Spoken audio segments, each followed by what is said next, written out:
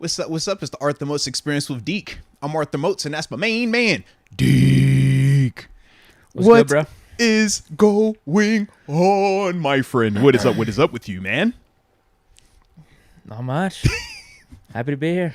Come on, man. Are you sure you're happy to be here, man? I am. You know, even though it was a very fun week or fun weekend for me, shout out to the holiday weekend, all my Labor Day people. You know, it was a good weekend, productive weekend, busy weekend, but there was some new information that was coming out this weekend for me that did have me and the podcast life. Some information came out that did have me slightly concerned. I'm not gonna lie to you, man. I don't know if I want to dive into it just yet, but there was some information, some new competition, so to speak. Usually I got my blinders on. Usually I'm not looking right or left.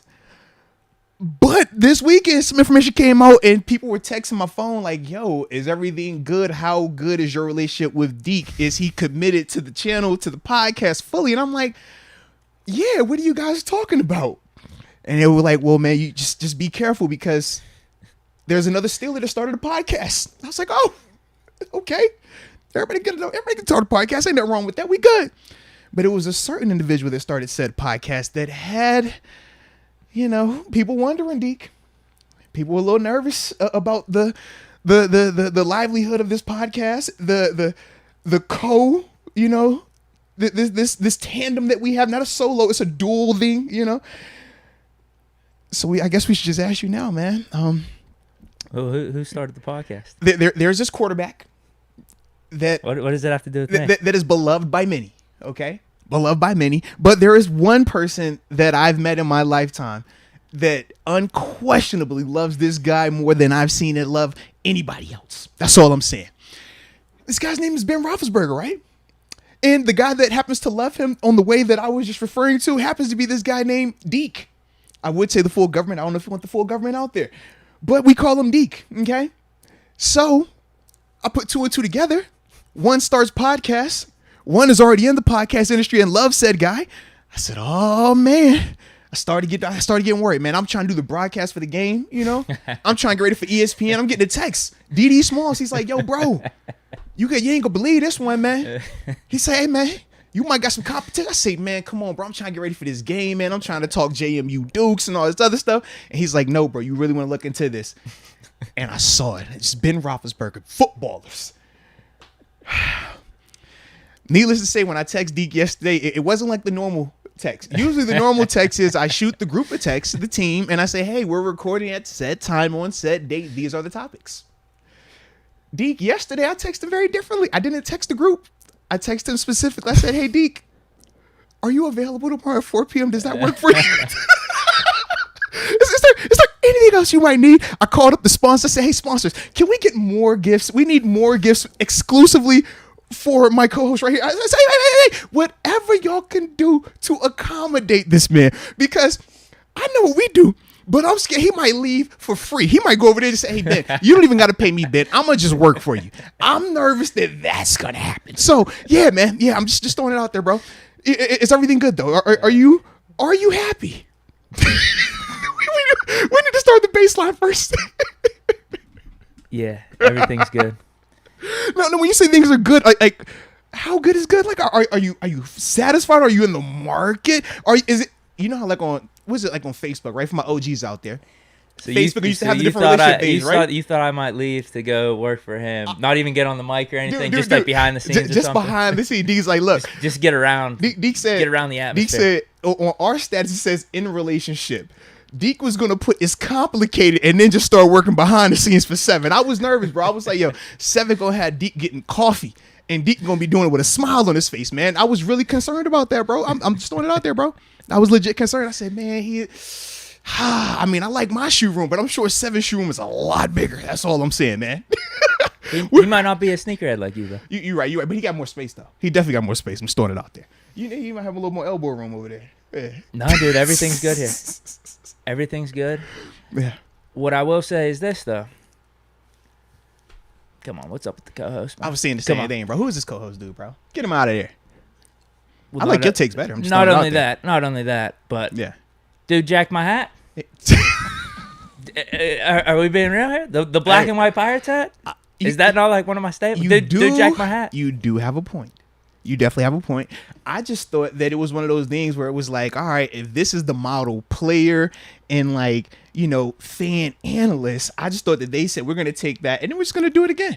So it was like instead of Moats, it's 7. And then instead of Deke, it's, I forgot the gentleman's name, but it's that young man. Yeah, man. Dude that stole my pirate hat. Yeah, bro. It's cold-blooded, man. Cold-blooded. Ultimately, I'm good. I don't think you have to worry about me at all. Okay. But am I secretly envious of the co-host? I feel like they're just a little bit. Just a little bit. Listen, we all are happy in certain elements of our life, right? We're like, yo, man, yeah, I feel like I did, love my football career. But we all have that little bit of like, I mean, yeah, if I could have that, yeah, I would like that on top. So, yeah, I can understand if that is said case. I can definitely understand it, man. All right. Yeah. Here's maybe the final question in relation to this. Because I was nervous, man. I was nervous. I literally, I prayed to regular God. I prayed to Allah. I talked to Buddha. I did my Hail Marys. You know what I mean? I was going down the list of every religion. Like on the coexist stickers, it's like all the different religions. I was just down I was Googling like, okay, what's this one? How do I do it? All right. Da-da-da-da. Please don't let Deke leave. All right, next one. Num. Please don't let Deke leave. I was just going down the list, man. I literally, I was just like, yo, whatever it is, what can we do to keep Deke happy? Yeah, maybe I don't know. Maybe this. I already said I'm good. I don't know if I would, but I guess here's just a hypothetical. Maybe I'm just curious about your opinion on this. Okay, here we go. I get offered the same exact deal, the same exact situation. Oh, you're out on their end. Same money. I get a mic. Yeah. What do you think? How's it play out? How do I handle it? Man, you know what? I think it happens like this. I think you take the meeting so you can meet with them. You get the picture, you get the autograph, you get everything else you need, and then after that, you're like, yeah, but I'm gonna still work over here, just because I know the difference of how we like to operate. So yeah, I think that's ultimately how it works. You think I stick around? I think you would. I think you would definitely take the meeting. I would tell you to take the meeting. Absolutely. I would too. I believe take the meeting. Take the meeting. What if it's just 1 day a week with him? Bro, have I ever said, Deke, you can't do something? No, hell no. Come on now. If anything, I'm in the corner like, yo, do it. I feel like that would pump us up. Come on, bro. I'm over here. I'm gonna be pushed. Deke, if you don't go, and you better post about it, can you wear this shirt though while you're over there? Exactly. Yeah, man. Absolutely. I don't think I'd leave though. I don't think I'd leave. If it was like a do or die, leave or stay. I mean, well, I saw when we talked about if the house is on fire, your dad's on one side of the room and Ben's on the other side of the house. You hesitated a little bit. It made me nervous. It would maybe have to be like a live golf scenario where he's giving me like $1 million a year. Well, if that's the case, you know what I mean? I think that's. I feel like we got unfinished business. Oh, you know what I mean? Okay. Let me find out Deke putting his flag in the ground, Baker Mayfield style, committing. I like it. If it had to be either. If it had to be like either or, yeah. like, all right, you come over here, but you gotta stop doing the shit you're doing with Moats. Fair enough. I don't know. You think Ben was? It'd have to be a live golf scenario. Maybe it'd be like rival dealers though. Like you in my hood, you know what I'm saying, you in my set, and now that's the competition. I might have to move him off the board, man. I'm just throwing it out there, phrasing, bro. Huh? Idols turn rivals. Come on, man. Might have to. We start making some phone calls. You know what I'm saying? Like, look, I know where he stay. This how we. Hey, gotta take him off the board. Gotta move him off the board, bro. It's that simple. Love somebody. He gotta go off the board. He didn't infringed on our territory over here. You know what I mean? But no, man. But shout out to the homie 07, man. I do like that though, man.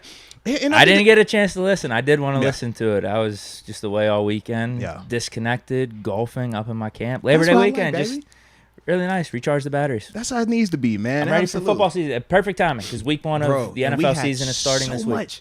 And I'm excited. Yeah, bro. I was trying my hardest not for us to record it, and it was like, man, it was just too much stuff, and the excitement of it being week 1. I'm not gonna lie. Yeah.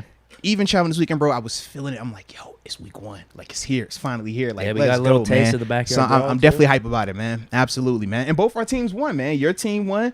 Duke's took care of business, man. I wanted to check you out on ESPN Plus too, but my service was so bad up in my camp. How'd everything go? It was dope. Funny thing, because it's on ESPN Plus, which is different for. I can watch it. Absolutely, yeah. So for me, I got a chance to go back and rewatch it. I'm like, man, this is new. Usually, I gotta like wait a month and Are you checking the tapes.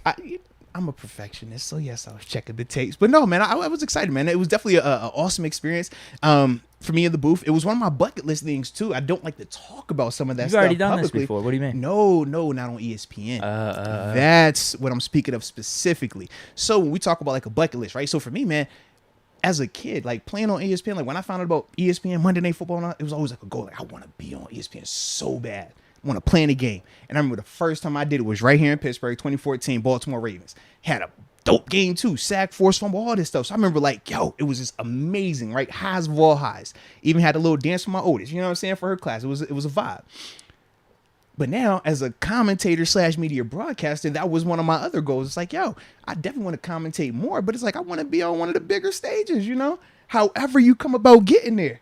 Yeah. And for me to get that opportunity to be on ESPN Plus, I was like, bro. Like I still got the little tag on my bag. I ain't even took it off just yet, bro, because it was still like a big deal to me. At this stage, I'm always trying to like get these little checkpoints. Like, all right, if that's something I really like, yeah, that's a goal. Let's get it. So it was one of those things for me, man. But you know, I feel like I handled it well. You know, it was a good vibe, and then the team took care of business. Big time, went 44-7. I was like, man, I don't think it's gonna be this easy of a transition.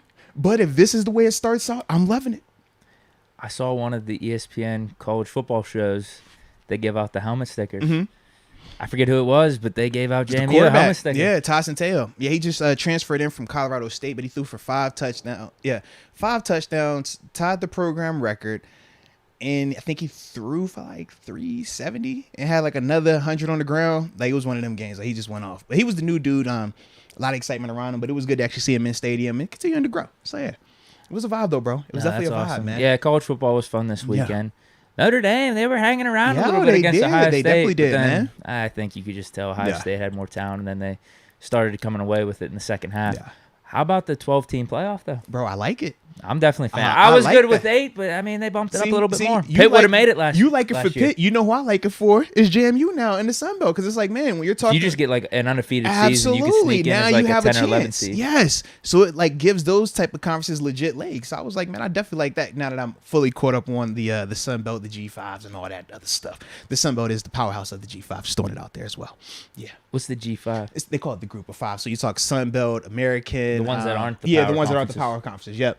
Yeah, but it like gives those guys that chance now. And the Sun Belt is the highest of them. Yeah, I mean, bro, you think about the teams we got in there. You got App, you got ODU, you have who else is in that thing that was just playing this weekend? Oh my God! Coastal. Coastal's another one that's in there. I was gonna say, do they consider Cincinnati what conference are they in? Is that part of the top G's? What did you say it is? 5G? Yeah, G5, and you have the Power 5. Yeah. Okay. Yeah. Well, I'm trying to think. Because what Cincinnati, they are. Oh my goodness, I'm trying to blank on them. They are. I don't even know. I just figure they've been in the mix these last 3 or 4 years. They're in the top American 10. Conference. Okay. Yeah, so that should still be like that Group of 5. Because I want to say no. Is American the Power 5? Because Power 5 you got SEC. I don't think it is. No, they don't get an automatic. Yeah, fit, so they're not. Sure. They're not Power 5. Then Power 5 is SEC, ACC, Big 10, Big 12, and Pac-12. Yeah. So American is also part of that. So like, since he's probably just top heavy in that one, then. I don't know if they have anyone else. Yeah. Yeah, Coastal's been like on the border of getting ranked and being in that mix. Like I said, they were ranked last year. They were ranked the past 2 years. App State as well. You saw App State just had that crazy showdown with UNC. Oh that my was God, nuts. Dude. The ending, holy cow, bruh. 40 points in the fourth quarter. Insane. It was incredible. The guy that returned the onside kick had to have been kicking themselves after they went down. They got the ball back 30 seconds, scored. Insane. They just missed the 2-point conversion. Insane, bro. Insane. Yeah, it was a fun weekend. I'm glad we're here, man. I'm glad football is here. Now let's see, man. We got some big Steelers storylines. Absolutely, big Steelers storylines. We got regular season NFL opener on Thursday night this week as well, man. So it's gonna be a vibe. You know, I had to throw that in there. My game doesn't start till Sunday. No. Football starts on Thursday. You guys, what you talking about, man? I can't wait. Space talk. Let's go. Wow. Hey, you could spin it as like it's the opening night of football. Yeah. With my blue and red on, you already know. Yeah. No worries. But let's start this thing the way we normally do. You know, we had to make it a little different this time because I did feel a little threatened. You know, I was nervous. No, but now that I don't have an offer on the table right now that the air has been cleared, the elephant is no longer in the room. We could proceed the way we always like to proceed. So let us know where you are tuning in from, and we will give you those big boy shout outs to start the day's show. Yeah, man. It's a good vibe this weekend, man. I love football season being back, bro. Oh, my God. I love it so much. Oh, you're already starting to get the fall vibes in the weather, too. Bro, absolutely, man. Changing of leaves. So I got the denim on today. I'm like, yo, let's get it. Little brisket during the nighttime. Uh-huh. Hoodie season. I'm a hoodie guy, man. Come on. Exactly. Let's All go. right, let me read some of these off. We got a lot of people in the chat today. Hey, man, they extra chunky in here. Make sure you're hitting the like button. Big shout out. Make sure you're liking the stream. Make sure you're subscribing. And make sure you hit that notification bell. We need all of this to keep Deke from leaving us and going to the Big Ben podcast. All right? So if you love Deke and you love this podcast, hit the like button. Hit it. Hit it like you never hit it before. Hit it. If you ain't subscribed, subscribe like you never subscribed before. Deke, look, he said 35,000. And shout out to the 35,000. We definitely appreciate y'all. But Deke said, no. That ain't enough. So if y'all love the show, if y'all love Deke and y'all love this podcast, make sure y'all hitting the likes. Make sure y'all subscribing and hitting that notification bell. Just throwing it out there. All right.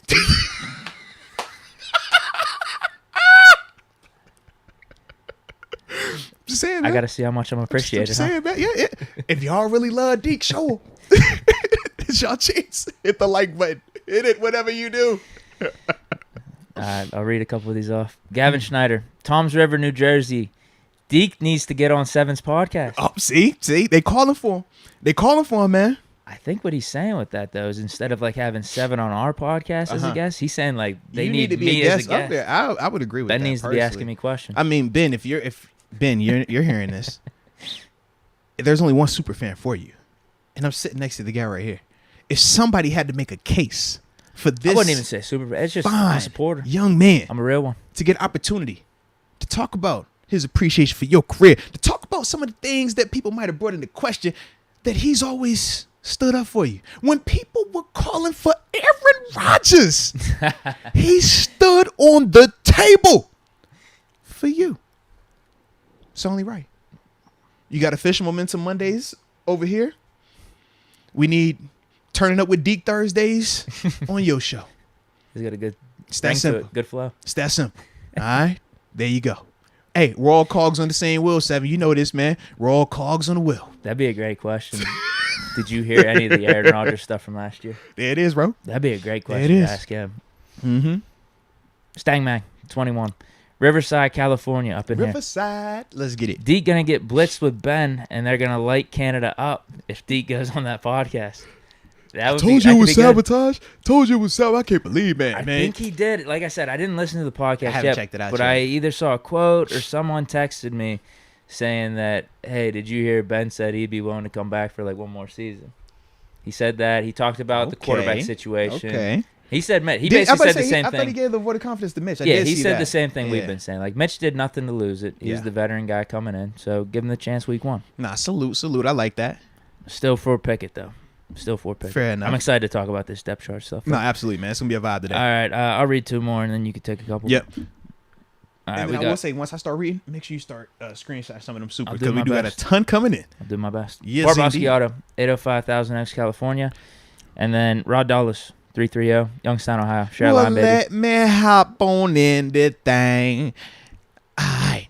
We got my man Axel tuning in from the 217 Urbana, Illinois. Shout out to Urbana. Never been there, but it sounds pretty cool. Freddie G, the 187. 187 on a... I ain't gonna go there today. But either way, we got him in Fort Worth, Texas. The 817 big time salute. You already know what time we are on.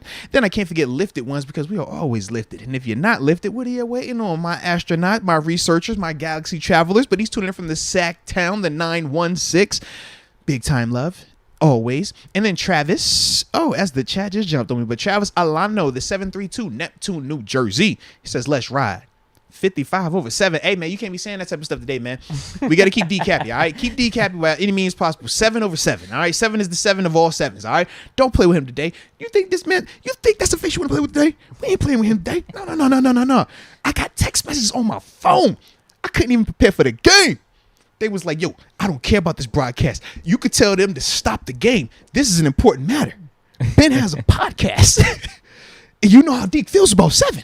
You better be careful. That's what they told me, man. I started to stop the broad. I started to call him like, look, man, I got to leave right now. We got to have like a heart to heart. I got to go home. You must pull to Brady. I almost did, bro.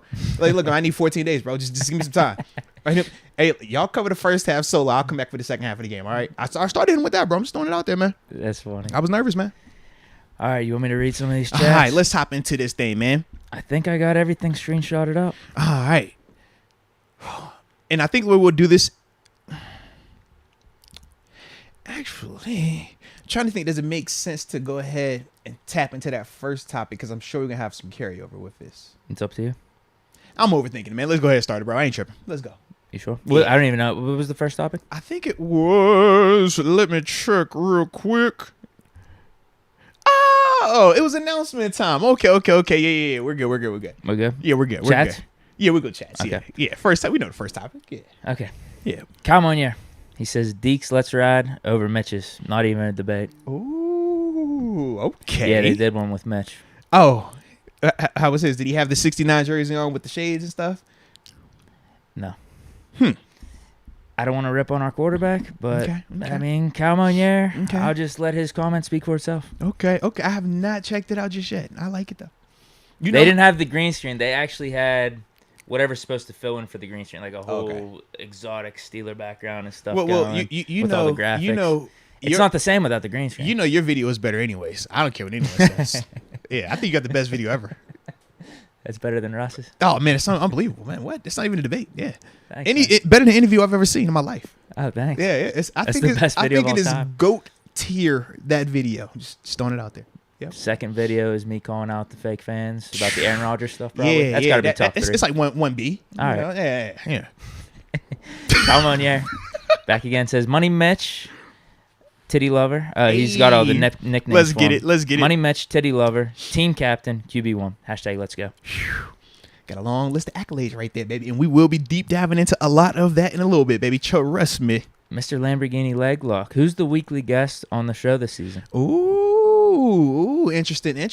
So, have not fully confirmed that just yet, man, because I was kind of playing back and forth with this thing. Like, we talked about it in the past of, hey, man, having a weekly guest.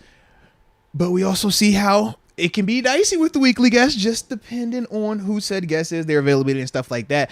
But what I will say is we will continue to have that weekly same person guest that we always have during the season as well. We'll get you something. Absolutely. So that just stay tuned. But yeah, because we've been doing that for what, 3 years now? Yeah. Yeah, we stay with a weekly Steeler. Yeah, we're gonna do that. We gotta keep that rolling. But yeah, we have not decided in terms of if we're gonna do a reoccurring guy. That's the difference. Because like I said, last year it was a little different. Yeah. Tyler Fowler. I'm getting 0506 Steeler vibes this year. Okay. What'd it do? I can see why. Okay. I'm with him on that. Okay. All right, next we got Jacob Alessio. Peace and prayers to all. Hey, and I got to shout out the homie Jacob too, man. I've seen you like everywhere. He keeps the positivity flowing. Because That's obviously good. we know and part of it I do understand is for the contest. Remember, we do got the giveaway. That announcement will be happening soon.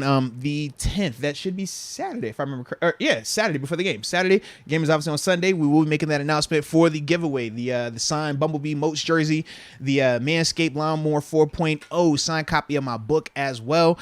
I think that was everything that was in that giveaway. Yeah, because I got like a couple other ones we're planning as well. But that's the first one. So yes, man. But I do want to shout you out though, Jacob, because man, I love the positivity, man. You make me feel good when I see just positive messages. You know what I'm saying? Just positive energy.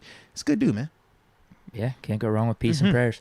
Fish Momentum. What's good, Moats and Deke? Keep me in the prayers. Hey, always official, always. Yeah, hopefully he's healthy as well. Yeah, man. All right, Fish Momentum again says, what's good, everyone? All love and prayers. You better believe it. Thank you for that. Next one we got. See? That one time about. What? Yep. Go ahead, read it. That one I'm talking about right there, man. What do you mean? Read. Oh. You better read what it say. That one I'm talking about. Yep. See? Mm-hmm. Did he post that before we even started talking about it? I don't know. It made me nervous, man. Is it on everyone's mind? That's what I'm saying, man. People want to know. Red Gonzalez says, Deke, are you going to leave this podcast for Ben? See? You heard us talk about it. Yeah, but you had me nervous, bro. I'm just throwing it out there. Well, I must say, your outfit today, by the way. Thank you. That's probably the best outfit I've ever seen, man. Is that a Carhartt? Yeah, Carhartt. That's elite. I don't know who picked that up, but your fashion sense, man. Of course, I wouldn't expect anything else. It was like 3-4 weeks ago. Grabbed a bunch of Carhartt gifts, flannels, these button downs. Yeah, and the way that taco meat is tacoed up today. Thank you. It's top notch, man. I'm just throwing it out there. Unrivaled. Thank you. Really appreciate that. No doubt, man. Fish Momentum says Big Ben's podcast is fire. See, start. He gonna try to get Official Momentum Mondays on Ben's show next. I can feel it. Yeah. See, that's how that's how it is. That's how it goes. Quarterbacks got to love, man. I'm about to start playing quarterback, man. I'm just going to the backyard and start throwing stuff. Give me some, help me out a little bit, man. Come on, yeah. Prayers to everyone, including Mason. He needs it. Hashtag QB3. Yeah, we're going to talk. We definitely got to talk about that, man. Fish Momentum, be prepared for ambition. And Radio Tokyo, 9:30 at Rivers, September 30th. All right. He's consistent. Are you pulling up? You know my answer. I mean, we'll see. Okay. We'll see. I think I'm around. I don't know if you know this official, but you better hope that Big Ben don't have anything on 9:30 at any other place around the city, because Deke is going to be there instead of at Rivers. Just throwing it out there. You better be careful. But Deke, man, did I tell you how nice that hat looks on you today, man? That's a really nice hat, bro. It's a really nice hat. I do get a lot of compliments. It's a really nice on hat, man. Just throw it out. Really nice hat. Thank you. Fish Momentum. Deke, what's the word? Hashtag Deke's unknown band. Do you want to share that information today, Deke? If you do not want to, you don't have to. Don't worry about it if you don't want to, Deke. You know, we are fully accommodating if you don't. My band's name. I don't know if that'd ever be a topic. Official, what you doing, bro? Come on, man. Whose team are you on here, bro? Whose team are you on? Are you with us or are you against us? Talk to me. Yeah, we might need to just put a spam filter or something whenever my band's brought up. I'm just nervous right now, man. What do we think? That could be good, so I never have to see it. You know, if that's what it takes, it's the little things. It's the little things. I can listen. I'm a listener, okay? It's the little things. AJ Martinez, yo, 5'5". AJ will be the Deke 2.0 if he rolls out. Oh, so you're already getting wow. People asking for interviews for my job. See, I don't like this. I don't like this energy. I don't like this energy at all. Because you're trying to make it sound like Deke's expendable. We're not doing this today. No. We're not having this. They're over there like they plotting on you. They plotting on your downfall. You know, I was actually, because we was, you know, when I'm in the hotels and I'm vibed out, just chilling. You know, it was late at night. Everybody was asleep. I'm just vibing. I'm sitting there. And I saw this post where they did you take the fam down with you? I did. I want to change it up this week. Yeah, I want to change it up. Usually I go by myself, but I'm really on this like family kick right now, man. So I was like, no, man, let's all go. Good. You know what I mean? So it was dope, man. It was a cool little setup, man. But I saw where they were talking about how when people are single, but they want somebody, like it's a girl or a guy, and they talked about how they'll start plotting or hoping that the person that they're in a relationship with messes up so that way they can come in there and take that person's place. I say, yo, that's a whole nother type of evil right there. But it had me thinking when AJ said if Deke leave, he just gonna pull up. That's the same concept. That's what they doing, man. Gotta keep your head on the swivel out here, Deke. He wants you gone. He's like, yo, I hope that they had beef. I hope that 7 calls him up, and then that way he can swoop in. It's kind of like when you man, you know he ain't even good for you like that, girl. I don't even know why you be putting up with that. You know you could do so much better than that, girl. Man, look, he did what? He made a sandwich and didn't ask you for a bite. Girl, you know, I would never do that. No, not me. Nah, what? Nah, never that. That's what AJ just did to you, man. No. You think? I thought it was a little more wholesome than that, but with you breaking it down, I'm just throwing it out there, bro. That's how it goes. What were you watching, a documentary? No, I think I was on social media. You know how I get. It was on the late night. When I'm on the late night, everybody sleep. I be bored. Was it meme? Was it a video? It was. I want to say it was meme. It was meme. I want to say it was meme because it was like the post, and I'm reading. I'm like, bruh. Then I went to the comment section. It got extra crazy. And I can relate. I was like, you know what? I understand that feeling. I do. I've seen that. Yeah. Wow. I gotta watch out for the chat, man. Gotta be careful though, man. Fish Momentum. Yeah. Mitch QB1, Mason QB2, Kenny QB3. That's old news. No, we're gonna talk. We're gonna talk, baby. Trust That's old news. Me. That's all. We got new updates. The boss man spoke. We got new updates. Fish Momentum. Hey, if Deke leaves, can it be Moats and Momentum? Oh, dude, I see what you're talking about. See, I'm telling you, bro. They plotting. Y'all stop plotting on Deke chair, man. Deke, that is Deke's chair. Y'all leave Deke alone. Deke, is that chair comfy enough for you? You know we could upgrade. This is great. You know I don't mind upgrading the chairs. I wouldn't mind a little recline in it. See, okay. Because Deke, remember we first had, I forgot, we had the stools at first. She was like, yo, can you get a little back support? Went with the wrestling chairs. Deke was like, hey, man, my butt a little so. You know, we got these nice little things. Yeah. Whatever you. I need a little recline to go back to the. Remember how far I'd be leaned back? You used to have the gangster lean. People thought I was so much shorter than what I was too. Yes. Like, our height differential on video when we were sitting. Oh my goodness! But then, like, whenever we stand next, we're about the same height. Yeah. But it's just like people probably thought I was like 5'8" or something, 5'7". Yes. Yo, you used to have a mean lean going on. That's all I used to work too. Whenever I was was working a 95 out of college, I would be so far leaned back in my chair, like, and like wherever I'd be holding my mouse, it'd be like parallel to my eyes. So that's crazy. That's crazy. It was more for my back. Like it actually helped a lot. People complain about back problems sitting like that for so long, but it was not, because you're just always in stretched a relaxed state. Yeah. I could dig it. So I make sure it has reclines and seat belts, because I remember I got you. I got you covered, nice man. Too. I got you covered across the way. You want the chest strap or just the waist? Cup holders too, maybe. Are you a lap belt or are you the full? You know what I mean? You let me know. We'll make it work. All right. Yeah, I don't need the one going across my whole torso. All right, just check it. Just at the waist is good. AJ Martinez, Deke, I will trash the guy that took your hat. There we go. Now we're rallying. He didn't actually take the hat. I still have it at my house. But yes, the concept of him wearing the same hat that I've been wearing, the black and white Pirates hat. I like how AJ's energy instantly went to, I'm going to trash this dude. Like, dude, I will replace He's that. probably a nice guy. It doesn't have to be violence. I will replace the hat. AJ, we ain't got to trash the guy. AJ, come on, baby. It's all love. AJ was ready to go to war for you, man. Let's see if he keeps was ready wearing to go to war for you. If he keeps wearing it, there's something up there for sure. If he switches the hat up, all right, fine. Fair. One off. Okay. But on the opening podcast, if he shows taco meat and starts growing a beard, I'm just throwing it out there. Yeah. Mm-hmm. Exactly. Fish momentum. Deke, a sellout. JK. Bet. See, I can appreciate a good joke. I like that. Great joke. It's a great joke. Great joke. No, don't joke no more, though. Ain't joking no more. Don't joke no more. Yeah, great joke. Butcher Bergen, upper room. Oh, what it do, Butcher Bergen _Zofo Alam, and welcome to the upper room. Yes, indeed. Man, we are appreciative of you. And since you are new to the upper room, and it is officially week 1, game week. Remember, when we do the space talk after the opener. All right, once the game is over, space talk immediately following. Once that ends, my upper room members get a extra 15. I might give them 30. I haven't decided just yet, but exclusive Q&A just for those upper room members, because we know it gets a little packed, it's a little crowded, but I want to make sure y'all get a little extra time in there, man. So make sure you have that on your radar as well. Fish momentum. Another comment says, Deke and Moats, I got y'all on anything. There it is. See, man, we appreciate that support right there, man. From the heart. Hell yeah. From the heart. Young Poppy Benito. When is Big Ben joining the show? No chance now? ? In terms of a third chair. Or is this a guest, maybe? I think a cross collab would be good. I think it'd actually be beneficial for him, right? No, facts. He's trying to start up a podcast. We obviously would agree with that. Yeah, yes, I think it'd be good for everyone. Of course. It's one of them things, man. We'll cross that bridge in due time. It depends if Ben has that energy, though. Maybe he has this is the competition. We're trying to take him down. Because everybody views podcasts differently. Some people view podcasts and they look at it like, oh, that's my competition. I don't have that approach. I didn't get that vibe from him either. He was just like, I'm just trying to drink some beers and talk football, really. Yeah, that's my thing. It's like, man, I don't like some people, like they're talking about. Like, people do view it like, oh no, man, we don't collab with them. No, we work over here. It's like, hey, man, it's enough for all of us to eat. I tell you all the time, it's enough for all of us to eat, man. So yeah.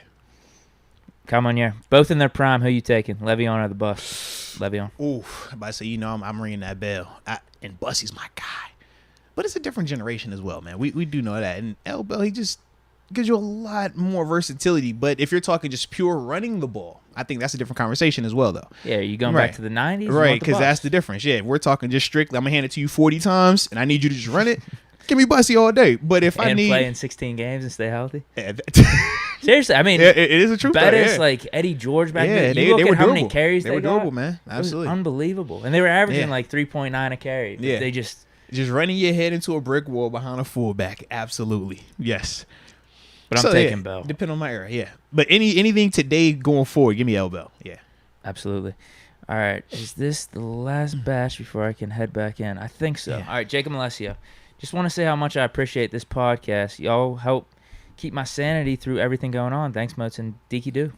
No, we appreciate you, man. And we're glad to give you some type of normalcy, man, some type of stability, in the midst of all the chaos that is life, man. So 100%. And I'll say, man, it goes both ways too, man, because there's times, man, where just, between scheduling, family, business, just nonsense, that even I be like, man, I'm about to lose it. Coming here, we get a chance to record, man, and it's just a vibe. Or I open it up sometimes, man, look at some of the comments. I'm like, yo, it's a vibe right here, man. So, like I said, definitely goes both ways, man. Absolutely. Johnny, pop 'em. Sup, Deke Poo and Moats. Bro, what's up with your nicknames, bro? Dekey, Dude, Deke Poo, like, man. Deke dude came from that one dude. He was high or drunk or something after a game. He was like, "What's up, Moats and Deke do?" He gave his take. It was funny. Yeah. Jacob Alessio. Do you like Deke poo? Nah, I'm good. You ain't feeling that Just Deke Deke's poo? fine. Come on, Deke poo. You ain't feeling that? No, that's good. All right. Hey, he said he's not feeling it. If you're not feeling it, then that's fine. What would you like us to call you today? Just Deke's fine. Are you sure? With a Yeah, I'm capital or low-key. lowercase? However you want me to refer to you, man. However you want me to refer to you. How can you tell and when you're speaking it? How can you tell if it's capital or lowercase? You know what? No comment. I'm going to leave it alone. That's what I'm going to do. Okay? Yeah. Jacob Alessio.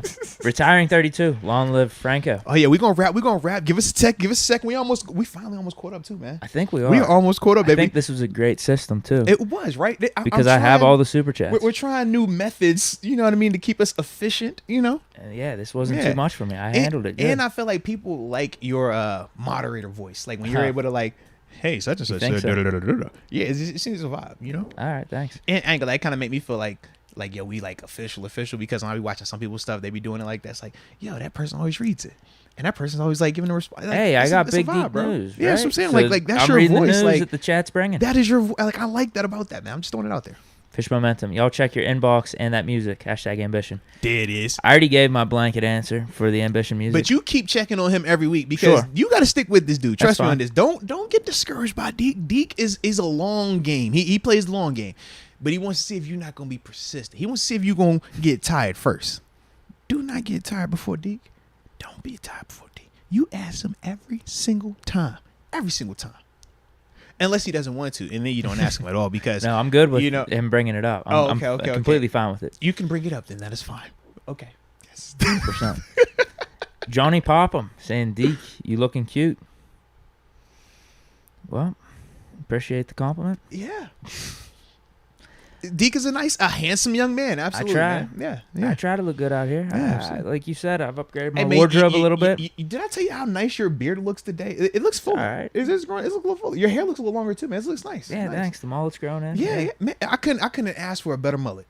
That's all I'm saying, man. If Thank I you. was a mullet guy, I would want my mullet to look just like yours. I appreciate it. Yeah. Are those new glasses? No. They just look good. They Thank just look you. extra nice today, man. I'm just throwing it out there. Thank you. You know, yeah. Fish momentum. Man, everyone's being real nice today. So I don't know. Why is everybody so nice? I don't know. You know? Yeah, it's one of them things, man. He says, Deke, if you leave, take your freaky bots with you. Yo, you gotta stop. Y'all gotta stop asking if Deke or talking about Deke potentially leaving. This thing could have legs. Do y'all realize who 7 is? We're gonna pause the show for a second. Think about every quarterback discussion we've had on this show. Think about when we talk all-time greats and we would all laugh when Deke could be like, man, 7's the greatest quarterback ever. We just had this debate up at the camp, too. Like just think about this. And Deke would be 100% serious in his opinion, in his stance that 7 is the greatest of everything. When we asked Deke on this show if the house was on fire, your father, who I know you love, Mr. DeClave is an awesome dude, good dude. If he's on one side of the house and 7's on the other side of the house, you could only save one. Who would it be? And Deke really was like, hold on. Is it in season? He's like, yo, is it postseason for a Super Bowl? Like, what's the context here? That told me all I needed to know. So we don't need to play with this man today? No. We don't need to play with him at all like that right now. All right? It's too fresh. Give it a couple of months. We'll see what 7 is looking like on his end. You know what I'm saying? How Deke feeling. Then it might change. You think they're making it too real? You know what I'm saying? Yeah. You can't be doing that, man. Because now Deke going to be thinking. Yeah. We don't want when Deke go home to be over here like, let me pull up 7's podcast and see what 7 did today. Let me see. Man, 7, you know, I could do better graphics than that, 7. Hey, 7, I like your audio, but you know, I can make your audio better. So we're not going to talk about Deke leaving or his freaky bots. They can all stay. We welcome them. We don't welcome the freaky bots, but we will be accepting of them because of you. Okay, that's where we are with it, Deke. Just throwing it out there. Mook 984. What'd it do? What'd it Georgia do? Tech O-line looked like our line against Clemson.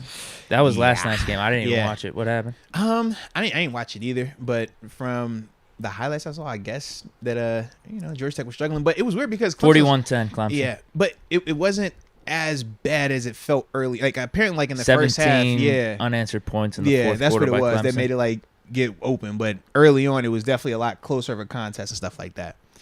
AJ Martinez. Yeah. Says this AJ guy would be Deke 0.5. There's only one Deke. There we go. Wow. There we go. Don't sell yourself short, though. No. We're not selling ourselves short. We just understand who you are. That's all. Yeah.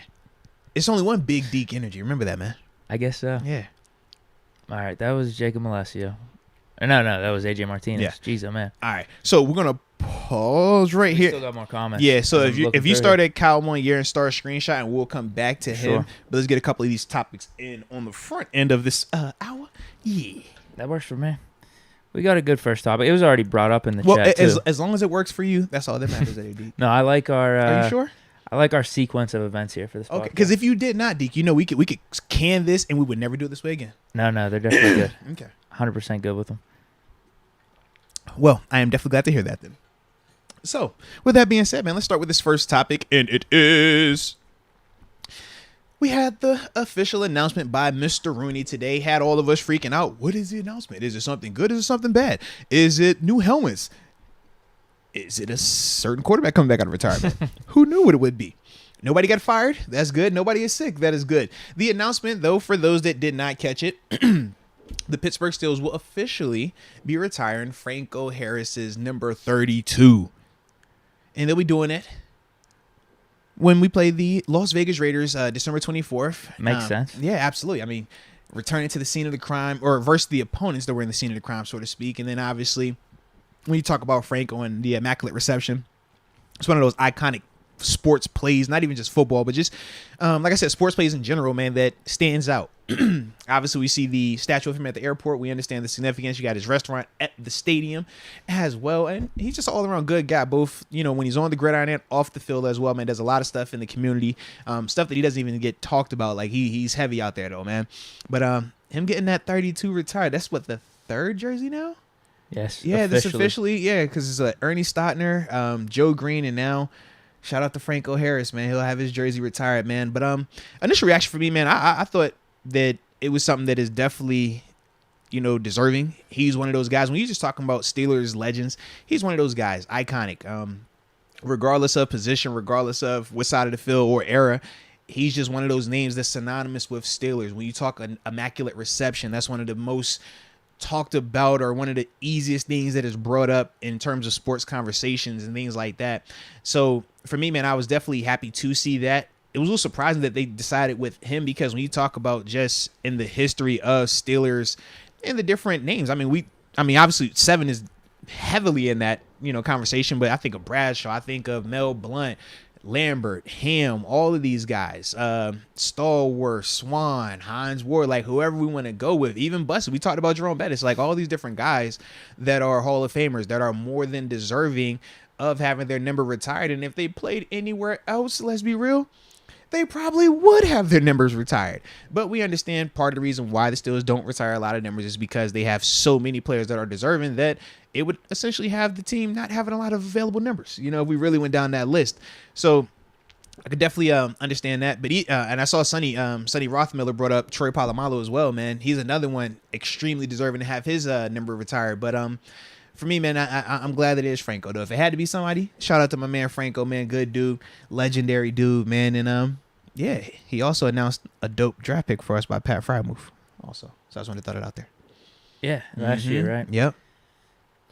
I'm with you in terms of I'm 100% good with this. Franco Harris, he's in that top 10, top 12, whatever you want to say, Steelers of all time. Yeah. All-time legend. Some people, we had that whole Mount Rushmore conversation.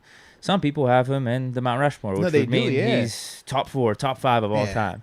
He's in that stratosphere. And I think it's great timing because it's the 50th anniversary of the Immaculate Reception on Christmas Eve at home. It's Acrisure Stadium now, but it is what it is. Hopefully there's some snow. Like it's amazing timing. Like there couldn't be a better time to do it. My thing is though, if you're retiring his jersey, there's like 7, 8, 9, 10 more jerseys you got to retire right now. That's part of what I was thinking. Which I'm hoping. Man. They should. They should open it up a little bit more. If you're retiring, you have to retire Terry Bradshaw. But see, this is this is my thing. When we talk about retiring Franco's jersey, it's people that when you talk about those teams back then, they swear by Franco. Like they say like that's the guy. Like when you're talking Steelers, Joe Green, and they say Franco, like people that were around for that generation. I wasn't around for that generation. I wasn't there for that. But you talk to any of these like older diehard fans that have been around through the glory years, the drought, and then back to the glory years and to where we are right now. They talk about Franco, and when you say that Mount Rushmore, that's why his name is constantly brought up in that conversation. Now, when we talk about Bradshaw, this is the thing for me where I'm kind of like, all right, why isn't he, or why hasn't his gotten retired? But then I wondered, okay, when we always have our conversations about 7 versus Bradshaw, right? You make every reason of why you shouldn't retire Bradshaw's number when you talk about 7, correct? No, they both should be. Okay, if it had to be enough. either or, I'd take 7, but they both should be. But there's no doubt. I don't think it's a thing where they're going to just be retiring a whole bunch of numbers. I think it is always going to be like a either or. If you got to retire one number every 10 years, who is that going to be? I don't think you can go Bradshaw if that's the case. Here's my numbers. I tweeted this out. 7, 12, 36, 43, 47, 52, 58, 59, and then Hines 86. That could be debatable. Yeah. That's... Ooh. I mean, off the top of my head, all those numbers what's make that? sense. 7, 8, 9. Yeah. I don't know. 7, 8, or 9 more jersey numbers that need to be retired, in my opinion. Those, I think, all those are actually unofficially retired. Like no one has worn those jerseys since the players that.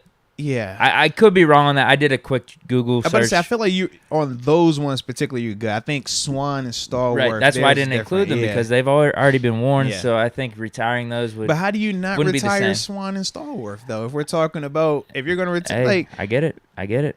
But that's kind of the Pandora's box that gets opened essentially. But I just think that the way the Steelers and the way the city and the way the like lifer Steeler fans, the guys that are double our age, that have seen all the talent that's come through, they swear by Franco. Like he's one of those guys. So I think that's part of it. Even like the debate with like the linebackers, like with Lambert versus Ham, it's still like people love Lambert, but it's still people that say Ham was the better guy. You know, so it's just like with all those different debates, but when it comes to Franco, like that's the one for them where it's like, nah, Franco's the guy. Like it's Franco. Yeah. I'm perfectly good with it. I love it. It's just, let me just put it to you this way. I know the Steelers don't really officially retire, and they don't want to have the whole thing where, oh, man, we have too many jersey numbers retired and this and that. But, like, no one should ever be wearing a number 7 in a Steelers jersey. No one should ever be wearing 12. No one should ever be wearing Jack Lambert's number, ever. And thus far, no one has. So let's just make it official. Give them a ceremony. I just think it's a little, I don't know. It's just a little different. Am I wrong? Like, dude, something with civilization or society would have to be upside down. But who did if someone in a Steeler uniform is wearing 7 in the future? No, because during that'd be messed up. No, I was going to tell you this, though, but during, it wasn't this offseason. Was it last offseason? It was definitely a number that wasn't supposed to be out there. And we're like. Was it 50? I think it was 50. Yeah, it was somebody that wasn't supposed to be out there. And we're like, bro, why does he have that number on? But it was 59 all right. maybe. Because it was like the whole offseason, like dead serious. And we was all like, bro, what is this? But when the regular season hit, obviously that number was no longer there. But that's also part of it. So if they're retired officially, you can't even do that. You don't have that luxury either. So that's the other part. Because we're talking about they can do double numbers in the preseason, though. They've been doing that. They did it this year with Ogunjobi, Dan Moore, But, bro, we're talking about it. That's a ton of double numbers, man. And that's fine. Just for preseason, I'm good with it. What happens when that double number is on the same side of the ball? It doesn't work like that. It has to be opposite side. They can't be out at the same time, man. You're just gonna have to wear an ugly number. Oh man. Anyhow, listen. If I had to weight the ones that I just brought up, I think it's gotta be Ben, Bradshaw, Lambert. Like those 3 have to be just locks. Okay. Have to be. And I'm good with all the others, but no one can be wearing a 7. No one can be wearing a 12. No one can be wearing Lambert's jersey ever. Okay. Like I just think there's no debate to that. For as long as the Steelers and the NFL is in existence, that can't be the case. Too late. I know, but I'm just saying in general, like, is that a number you would go back and retire? I mean, I'd go Webster over Pouncey. Okay. But it's one you consider, you throw in there. I don't know. I'd put him a tier below. Okay. Like even Hines. I put him a tier below, like Hines, Bettis, Polamalu. Like Hines is the one that's borderline to me a little bit because it goes back to the whole Swan stalwart. The reason I asked that is because to me, I think Pouncey would be in the Hall of Fame. I don't know if Hines is going to get in that Hall of Fame. So how are we going to say he's a tier below when he's a Hall of Famer? Just because he played different positions. Hines is a steal. It's like different. It's really different positions. It's how you talk about Franco. It's how you talk about Franco. Like people are like ride or die with Hines. Oh no, I know, bro. Whenever we have the Hines and AB conversation, I know. You know, I know. What about 8-4? Well, put it like this. On field, he's definitely done enough. But the biggest issue is just the off-field stuff. And that's the part where when you're talking about retiring a number or even having a guy in the Hall of Honor. That 8-4 real quick. Right. When you talk about like Hall of Honor or retiring a number, all of that is included. Is not just exclusively what you did on the field. And that's the part where, you know, when T.O. with the Hall of Fame kind of had that brought up, it was a little bit of a surprise because typically in the Hall of Fame, it's not viewed like that for us in football. That's more of like a baseball thing. But in terms of Hall of Honors, those teams, yeah, that matters. They want to know, like, yo, are you a person that we vibe with like that? Are you a person that when we put you up here and this is forever, or so to speak, it's like, man, when they look at your name, are we going to be embarrassed by that? And that's why, like, people, when they talk about O.J. Simpson in Buffalo, like, he's still up there. Yeah, he's still up there. And it was one of them things. It's like, I don't know how y'all feel about that. But that's legit.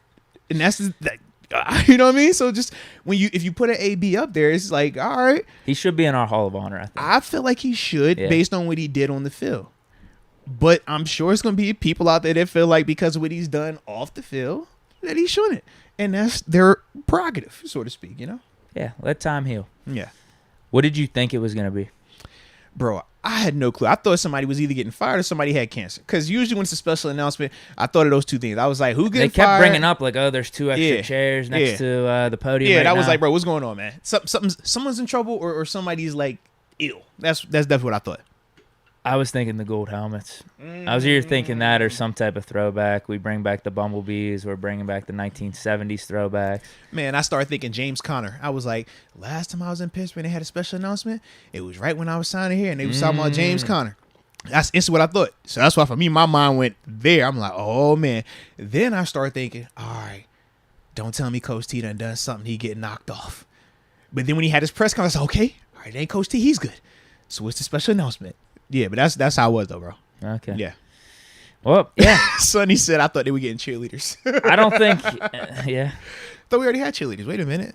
All right. I don't think we do. We don't. You missed it. Is it an inside You joke missed or it. what? It's not inside, but you missed it. It's cool. No, I got it now. Yeah. That's pretty good, actually. Yep. That's pretty good. That's all right. Yeah. But I ain't want to go any further. You know how to go. I ain't want to go any further. That was a good one. No, I think everyone's in agreement. Like, no one's against this, right? Yeah, I'm with it. I think the only people that would be against it is the side that I brought up. It's like, all right, now you just got to start retiring more. Yeah. Because no one's going to be against us retiring Franco Harris's number. I do wonder what was the time, like, or the thought process that went into this, because it's such a random, like. It's got to be when the Raiders game. Because I'm saying when we did Joe Green, that was like a random. It was really that was random. what, 16? Was it a Monday night 20? game? Yeah, it was like a random game. They was like, hey, Joe's here. Well, that was long overdue as well. And it was like, yeah, he's retiring this number. We're like, it's not retired. Like, it's a whole award named after this. It's like we got all this stuff. He's not retired yet. Like, what? Yeah. Oh, good for Franco. Yeah. Back to Supers. Next yes, topic. indeed. And shout out to you, young boy 24. You know what it is. All right. Let's go. Yeah, get some Supers. And then after that, we'll go to that next topic. Camonier says Cleveland doesn't deserve Josh Dobbs. That's the homie, man. You see my young dude, man. He cooking. Yo, I be liking his IG posts too, bro. I ain't gonna lie. His pick game is way fire now. I don't know who the camera person is there over in Cleveland, but they're getting some nice QB1 pictures of him that he was not getting while he was out here in Pittsburgh, man. He never got that type of attention.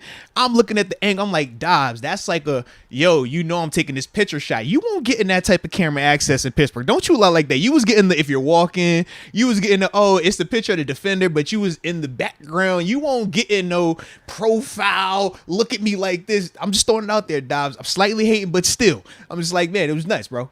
Yeah. Were we holding him back? I think so, bro. I think so. Because he's definitely getting like QB1 type pictures and QB1 type attention from said photographer out there in Cleveland. All it's going to take is injury from Brissett or just him playing like garbage for him to get a chance. Yeah.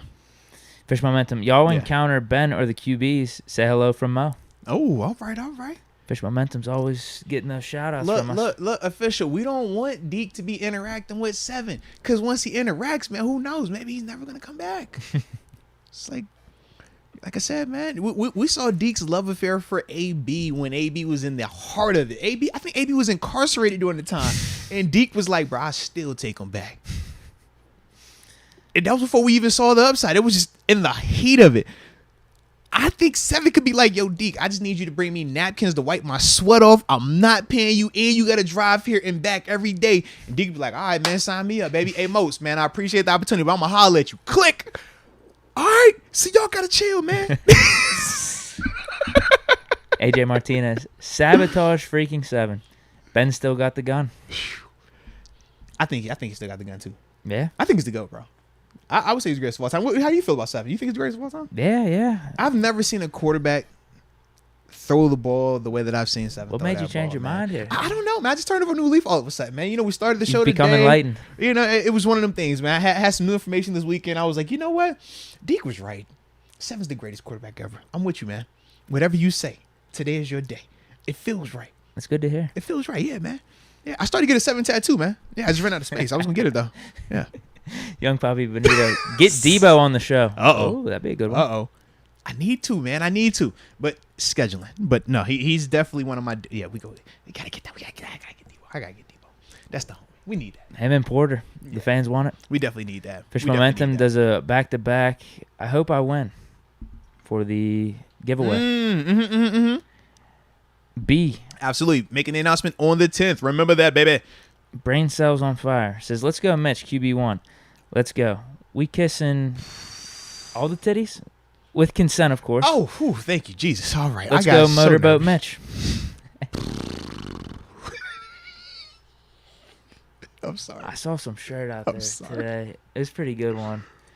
I think it was a Barstool shirt. Pittsburgh. Oh, That's pretty good. Man. Little moat or boat. I like it. I like it. Like it. Let's go. AJ Martinez, Jacob Alessio, blessings and health to you and your family as well as Steeler Nation. No, facts, man. Thank you. Comonier, is Deke's band even real? Don't catfish us, Deke. Hey, no, yo, it's chill. real. It's real. It's as real as Deke wants it to be. We had a really good gig last, 2 weeks ago? I heard it was the best show ever. It was. We got an encore. It was like rivaled with like Motown. It was rivaled with like Styx. It was rivaled with Rolling Stones. Like that's legit, bro. And you don't have to say the name. It does not matter what the name is. Don't worry about the name anymore, man. Thank you. Yeah. It's whatever you want it to be, D. We're playing good. We're playing music. That's what it's all about. You better believe it, man. AJ Martinez, official momentum is back in the saddle. You better believe. Yeah, because he was ghost on. What day was that? Friday. Yeah. Was it? It was the morning show. He ain't a morning person. He right. might be like sleeping me. I don't. I don't do mornings, man. And we don't have any more mornings until what? That Thursday show, the Thursday game. When I get Dobbs and Mason. It's official. Yeah. I will be up in Cleveland that weekend, so we will have a live correspondent. There it is. Let's go. It's official. Let's go. Me and my friends have locked in the trip. I like it. I like when you get ahead of this thing like that too, man. Shout out. Young Poppy Benito. Mason, got to ask for a trade after that typo. Oh, man, we almost there. It's almost time to get to him. AJ Martinez. AJ waiting on Rita the Mistreater. She in a bad relationship. We've been friends for 13 years. I was talking about. He's talking in third person about himself. Who's he talking? What is he talking about? I think he's saying like, yeah, he's maybe talking a little third person, but he's talking about what I was telling you, man. We just waiting on something. You're like, yo, I like that over there, but it's not available right now. But I hope it becomes available soon.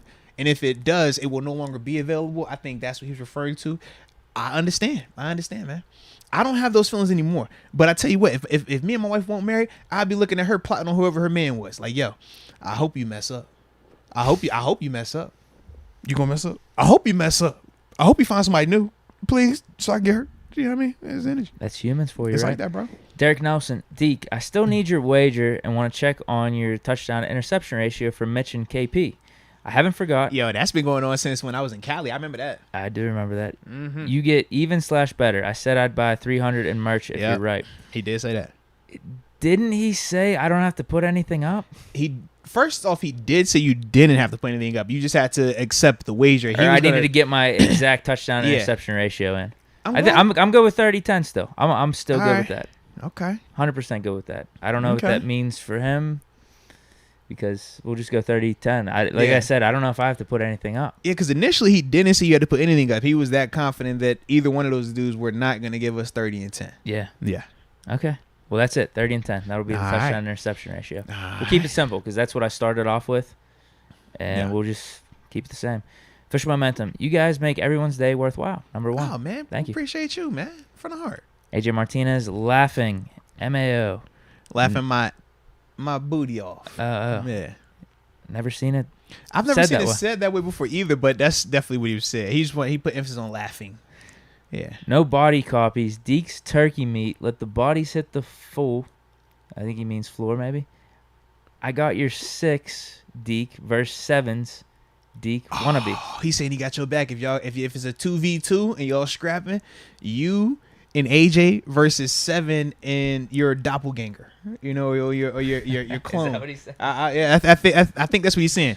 Okay. I got your 6 Deke versus 7's Deke wannabe. Yeah, so he's got your back. We have a ton of people in the chat ready to fight for us. Man, y'all be choosing violence. We don't want to choose violence, ladies and gentlemen. We don't need violence. All right, we don't need that.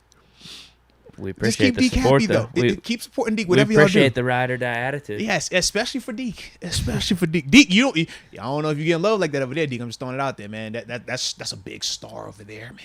It's a big star. I don't know if you gonna, you know what I'm saying? Like they Get might people fighting for him. Yeah. Here they fight for you, man. Remember that, Deke. It's the little things. Never forget where you came from, Deke. The little things. That's true. You know what I'm saying, Deke? Yeah, I definitely Come don't forget on, where I man. came from. Come on, I'm Deke. with you on that. Yeah, man. Who is 7 gonna talk about your taco meat the way we talk about your taco meat over here, Deke? Come on, man. Huh? You think he be over here shouting out your taco meat? Did I tell you how nice that taco? Did you comb that out today, man? It looks longer. No. Just becoming it happens. I like think I'm that, just man. becoming more manly, maybe. That's it. I would definitely say that. Maybe it has something to do with Manscaped. Too. I don't It know. probably does, man. Shout out to them promo code Moats. Y'all know what it is. Absolutely. But I would definitely agree with you on that, man. Fish Momentum. I'm playing. I know y'all good. Shout out, Deke. There it Thank is. There it is. Michael Brooks. Deke, remember when 7 beat Shaq in basketball? Yeah, I do remember that. Unbelievable. Because 7 could be a Hall of Fame NBA player as well, man. 7 is the GOAT at everything. End of discussion. Tennis, golf. Shout out to Serena. It don't matter who. Yeah. Did you ever see it? It was like a reality TV show, like Shaq versus Yeah, they someone. were shooting. Yeah. And it was Shaq versus Ben and Horse. Mm-hmm. Of course, Ben clutches up at the end. Hit him with the walk off. Yeah. That was around Super Bowl 43 time, I think. 08, 09. Oh yeah. Derek Nelson. Moats acting like he's trying to make sure Deke don't leave for Ben. LOL. Compliments and all. LOL. Wow, Deke.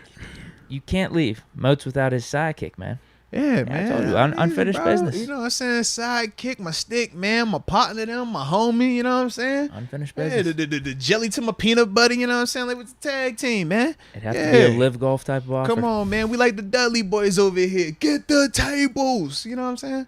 Hey. Fish Momentum. Y'all want more stories? #AB, #Swan. Hey, if Deke don't say he want a story, don't you be asking for no stories today of Fish Momentum, because Deke don't have to put up with this. Remember this now. Deke said he got options. Okay?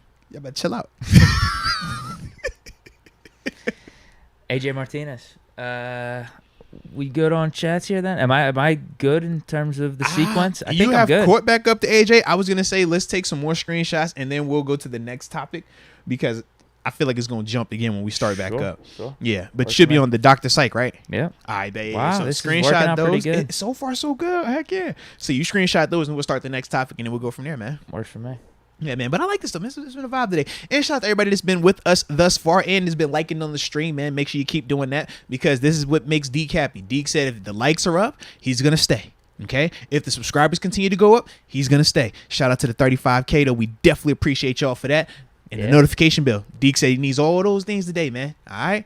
You need to know when we're on. That's all I'm saying. Deke said make him feel wanted. Just make the man feel wanted. That's all he asked for. All right? Mm-hmm. Everything else good? Oh, dude, everything's great. You need a water? You want some more water? You hungry? No. I got some crackers upstairs, man. No, I'm sure? good. I'll go take the crackers out Lil G's lunchbox right now. Don't worry about it. You want the PB&J instead? We got the PB&Js too. Nice. You got like an Uncrustables. Man, it's whatever you want. I'll go to the store and get them. Uber Eats it. It's all right. Have it here for whenever we finish up. There it is. All right. So you got the screenshots and everything, I'm though? good with everything, yeah. I bet. So actually, let me take a quick sip, because I just realized I was about to forget that it was one of those things today, because I looked on the screen and it's one of those new things in the corner, if you know what I'm talking about. We got some DraftKings, huh?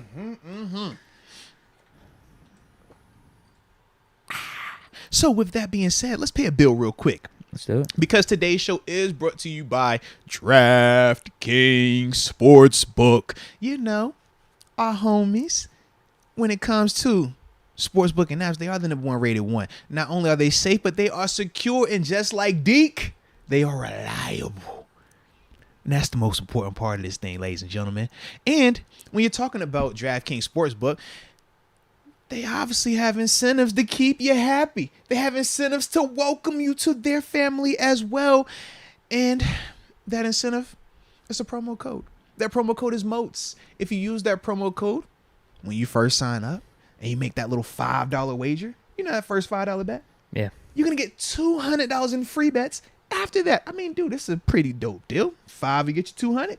I don't know what, it sounds like a pretty good idea to me. Sounds like good think? math to me. So I like how that math works, right? That math is definitely mathing in the right direction. So we definitely get behind that.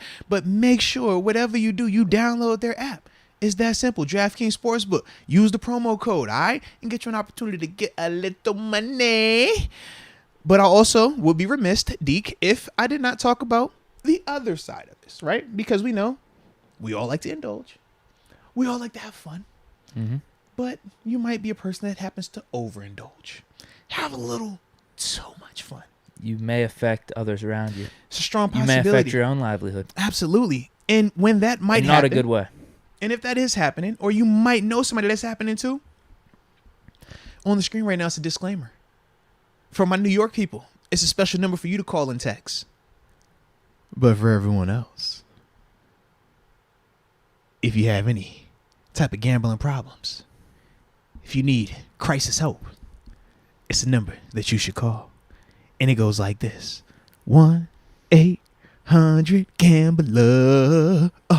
I said 1-800-GAMBLER. I say you better call.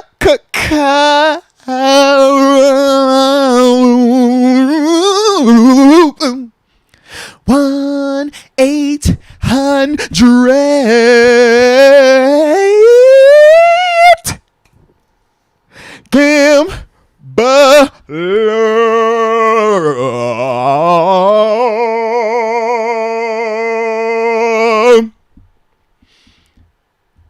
Now I'm back to regularly scheduled programming. Good stuff. Yeah, man, I appreciate you, man. I try to do a little something every once in a while, bro. I feel like the Gambler song's a little different. Man, we have a little fun with it every once in a while. I figure it's a new year, so we got to keep spicing it up. We can't come back with what we did last year expecting new results. We can't do that, bro. It's a much smoother version. You know what I'm saying? Yeah. We're improving. You said we keep going? Higher, I kind of missed the old one. I'm not going to lie. Can we bring back the old one? I know we missed 07. I mean, unless you want the old one. I mean, that's what I'm thinking. You know what, Deke? From here on out, we will make sure we sing it the old way, bro. I don't care about the new way. We was gambler. We will take it back to church. All right, we're going back to the Black Pentecostal. We're going back to the Southern Baptist side, the Valve. And let me tell you one time about this. God, I know, Lord. You get that one? I like that one. I got your next one. Just the next one. We don't have to keep doing it that way. Just one. I just need one more for old time's sake. I got you. Just one more. You better call them. I said when the number says 1-800, let me talk to you one time. You feel me? Can I get a? Get that one? All right. Exactly. For sure. I got you, that bro. even sounds like a better version. I got you, bro. I got you, bro. Appreciate it, bro. All right. So what are we doing here? So we're gonna go to the next topic, which is team captains. Yes, we did have those get announced. Obviously over this weekend. That was this weekend? Yes. No, actually that was Monday. Was that Monday? Monday, Tuesday time frame? Yeah, but anywho, wanted to work that way, get that out the way. So for those that are unaware, for the Pittsburgh Steelers 2022 team, the team captains are you ready for this? Drum roll, please. Cam Hayward. Obviously, the OG, man, long holding it, doing what he does. Next after that, TJ Watt, reigning Defensive Player of the Year. New QB1, Mitch Trubisky. Yeah. And then we got 2 first-time captains. Miles Killebrew holding down the special teams. And Najee Harris. I like it, though, man. I think it makes sense. Yeah, but so give me your reaction, man. How you feeling about that, bro? Yeah. Oh, and shout out the people. They was like in my little church thing.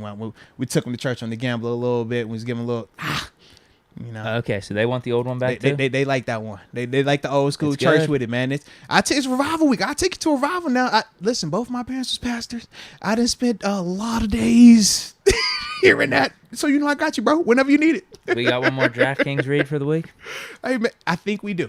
Okay. And we need that heading into week one. I'm just throwing. Even if let me check the schedule. I feel like we got that on the schedule. We feel like we should be on the schedule. But if it's not, we can accommodate. That's all I'm saying. Anything for you, Deke. You know that. Yeah. If that's what it takes, Deke. You know. Hey, look, DraftKings ain't even pay for that. If they want, we'll give them a bonus one just for you. Okay. If that's what it takes, Deke, I don't care. D.D. Smalls be like, yo, bro, don't be giving this. That's free publicity. I don't care. If that's what it takes to keep Deke here, all right. We will be doing it. We will be DraftKings every show. Thanks. But continue. Yeah, not really surprised. I guess the only one that could have been up in the air is Mitch because he was in the middle of a quarterback competition this whole offseason. But when you really look at it, outside of Najee on offense, who else were you going to give it to outside of the starting quarterback? Were you going to give it to Deontay? I thought Claypool? Chooks was the only one that I could consider just because he's the most tenured guy on the offense. Sure. If you think about it, he was here before Deontay. He's obviously been here before Chase. Even though I think James Daniels has been in the league longer, Chooks has still been here, obviously, a lot longer. And that's the difference for me. So it was kind of like, I thought that he would be the one. I think we said that when we first, once the draft and everything had finished, we were just kind of like, hey, man, who's going to be the new team captain? He was one of the ones that I think we had brought up even then before because we didn't know what the quarterback situation was going to look like. But he was the only one I could really consider because I thought Pat is respected. Pat is obviously that dude, but Pat's temperament, he's not low key. Yeah, he's very low key. He's not like a Najee, whereas Najee is a little bit more outgoing, more, I don't want to say bubbly, but his personality is just more. He's more open. He's more animated in a sense. So when you talk about like leaders, he's one of those dudes. It's easier to follow around. It's easier to ask him, hey man, speak, talk. You know what I mean? Like it's not gonna feel like you're pulling teeth. It's kind of like when I think of Heath versus L. Bell. Like, sure, I couldn't imagine Heath being a cap. You know what I mean? Because like Heath, you're the respected dude, but you're a lead by example guy. Like he's not gonna stand up and talk. I don't know if I've ever heard him talk still. Yeah, Heath, like, bro, I've known him for what? I got here in 2014, obviously played against him even prior to that. Yeah, maybe heard 100 words from him during that time frame. Like, tops. It's like, yo, he don't talk a lot. He's just quiet. And that's fine. Yeah. Lead by example. But you know what he's going to do. Like, you trust the heck out of him. You know he's going to go to work, man. Absolutely.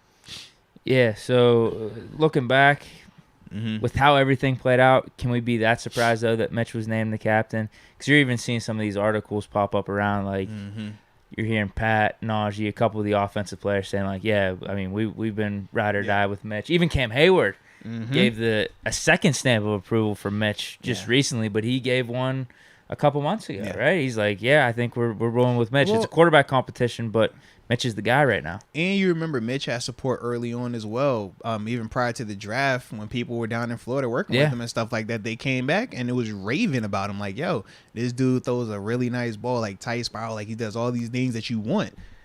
And it was just kind of like at that time, obviously we didn't know we were going to commit to him because it was still, Mason was on the table, Haskins, RIP, he was still available. So it was just a lot open. So we were all just trying to figure out who we were going to start, supporting, who was going to be our guy. But yeah, even back then he was getting talked about in a positive manner. Yeah, and then just seeing how the quarterback competition actually played out, where it really was Mitch's to lose. He was QB1 from the very start of it and played well. So it makes sense that he was named team captain, especially given all the other candidates. I mean, if we're talking between Mitch and all the positive stuff that's coming out right now of what he did in the offseason with the players and how everyone, for the most part, has been behind him, like, I mean, who else are you going to pick? Yeah. Between, like, him and Chooks or him or one of the receivers, we'll go with Mitch. Mitch and Najee. Because I'm like, I'm not doing Chase. Even though Chase, he's been talking and saying that, he's taking more of a leadership role, I just don't think that he's viewed in that manner across the board just yet. Maybe within the wide receiver room, sure, but across the board, I do think but also it's kind of like a prerequisite for being quarterback. You have to be some sort of a leader. You got to be a leader, bro. Absolutely, man. Absolutely. And defense, no doubt there. TJ Cam. And then special teams, same thing with Killebrew. I mean, with how he played wait a minute. Who was in contention? Who's the guy that we paid to be a special teams ace?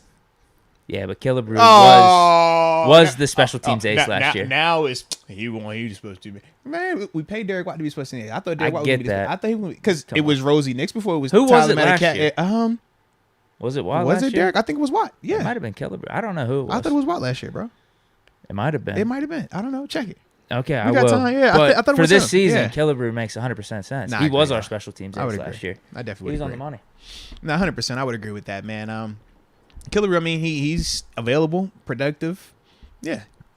And now he does have a new contract as well. So it's like everything is pretty much in order. So yeah. All right, ready?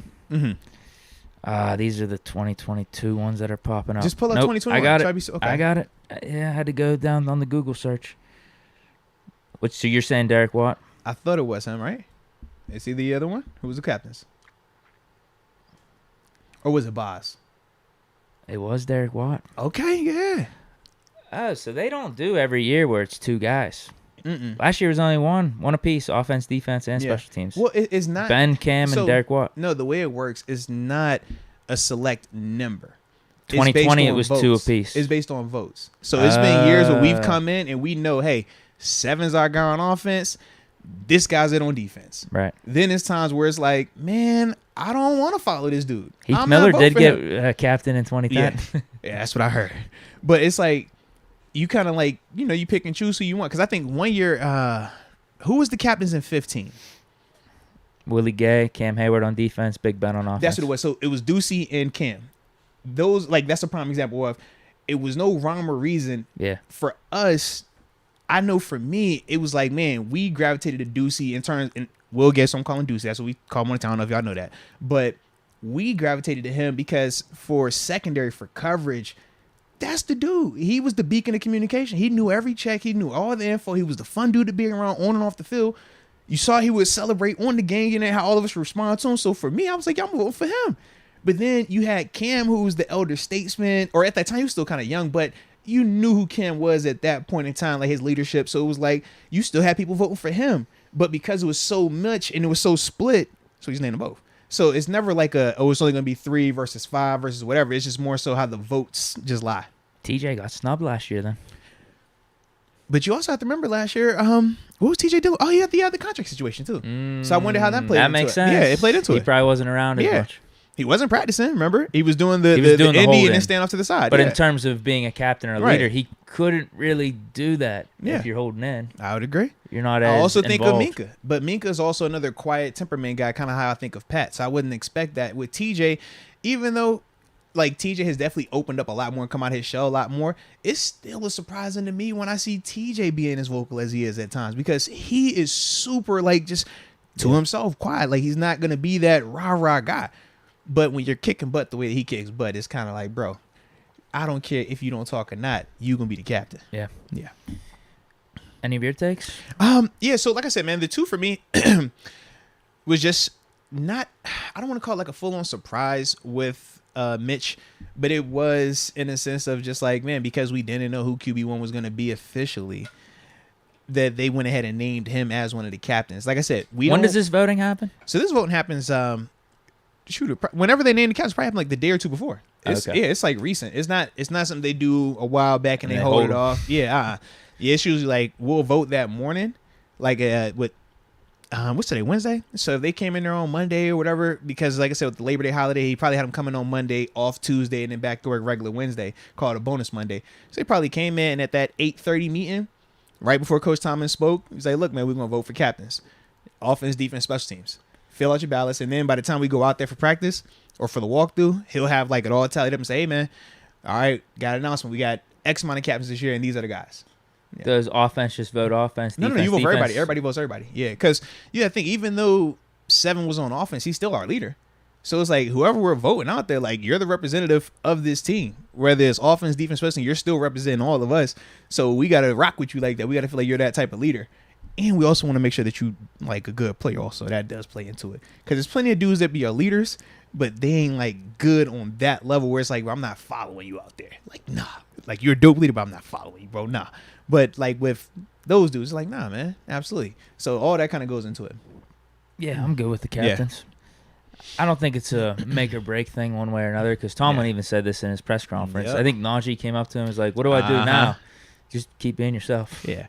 No, honestly, that's a real thing, though. I remember the first time I was voted as a team captain, I was in college, and I was, like, super reserved. Like, even though I like to have fun, I'm communicating with you and stuff like that. I communicate with you because I'm comfortable with you. But, like, the public speaking and stuff like that, that was not something that I had done. Like, I got more comfortable with it now, obviously, because of the platform and stuff like that. But yeah, I used to hate it, man. And literally, you get voted as team captain, you're like, coach, what does this mean? Like, I know I'm supposed to go out for the coin toss, but like, do I gotta like show up different times? Do I gotta give speeches and stuff like? You can do that, but you're a leader by example. You just do this, and this. This is the guy right here. He's gonna do more talking. Yeah, it was like that. I probably only talked to like, I never addressed the actual like team because I was just like, that's not my thing. Like, I'm not doing that. You want me to address him and say, hey guys, Duke's on 3, win on 3. Like, I'm chill. But it was times where I probably had to talk, and I probably talked like twice, and it was just to like my D-line group. But other than that, I'm like, bro, I don't want to do that. So I could definitely relate to when Najee was like, yo, what does that mean? What do we do now? Yeah, absolutely, man. Because you start feeling that pressure, like, bro, does this mean I gotta say something different? I gotta sit in front of the bus or something, man? How does this work? No, we definitely don't want Najee to change either. Yeah, we want Najee to keep being Najee, man. Be you, man. Heck yeah, 100%. And I think naturally who he is a leader. I mean, they were talking about him after we drafted him as being one of like our top 3 leaders or captains on our team last year. Absolutely. So it made sense. Tomlin was doing a bunch of these off-season interviews too, speaking very highly of Najee, and he's just like, yeah, this is the next step for him. He's going to be the leader on this team. Already in his second year. You could already see that in him. I would agree. Now, I do have a bone to pick with you. And shout out to Steelers Girl 517 for this. When I was saying, what day is it? I said, yo, it's Wednesday. And you was like, yup. I heard you say Tuesday. Now you heard me say Tuesday? No, you said Tuesday, but I thought you were referring to Tuesday as being yesterday. Yeah. So I did see multiple people in the chat confirm that today is Tuesday, not Wednesday. You just went along with it. But I did. Deke, if you want today to be Wednesday, Deke, today could be Wednesday. It doesn't have to be Wednesday. I just didn't think it was a big deal. You know what? I would say a day is a day. It's not a big deal to me. We can can today's show, and we can start talking 3 things we like, 3 things we don't like, game preview. If we want to do, if today is Wednesday, Deke, we can make that happen. Okay, I'm just throwing it out there. No, if that's what it takes to keep you from leaving this podcast and joining Sevens, if that's what it's going to take, man, we could do it. Okay? No, I'm just not a big like day guy. I'm not even like that big on birthdays. It's just another day. So it's not just another day, man. It's that little hiccup really didn't bother me. All right, is it Tuesday, Yeah. Wednesday? It doesn't matter. Yeah. As long as we get to Sunday, we know what time the Steeler game starts. You better believe that. That's Let's really go. it. And the Pitt, Tennessee. Fair enough. It's a big one this week, dude. You're right. We're underdogs. That's good though. Plus 4.5 at home. That's good. Tennessee must be cooking up something. No, either way though, you want that. Keep you guys fired up, man. Yeah. Yeah. Rally off that energy that our Come on, Dizzy was man. bringing Absolutely. on ESPN the night after Yeah, Backyard Brawl. because otherwise And it's we're gonna dogs. shift. Yeah. Otherwise, I'm like, oh, see, now they respect y'all. Now they want to be this, and that's a whole different argument. Now it's like they still don't respect y'all. Y'all BW, they still don't think it. Y'all ain't sling good enough. This Tennessee we talking about, and they got y'all as dogs. Like, that's how our dudes are gonna get In our house? Yeah. Yep.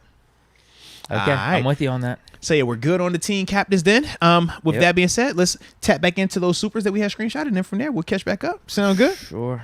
Let's see if I'm right. I should be right here. Let me know if I'm Okay. on pace. Yeah, it was Dr. Psych, right? Yeah, AJ Martinez. Yeah.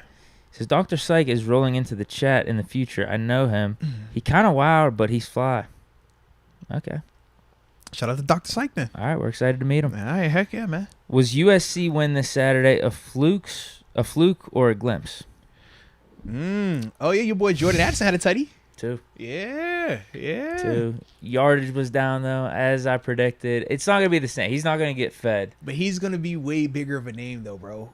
Like I felt like he was getting buzz because that's Jordan Addison. Oh look, it's the Pitt transfer. Look at the transfer, Jordan Addison. Like his eyes buzz around him, bro. They definitely did highlight yes, it. Was a bro. little zig route. It, was it wasn't anything crazy. But because of him being the transfer and being there, bro, it's a big deal.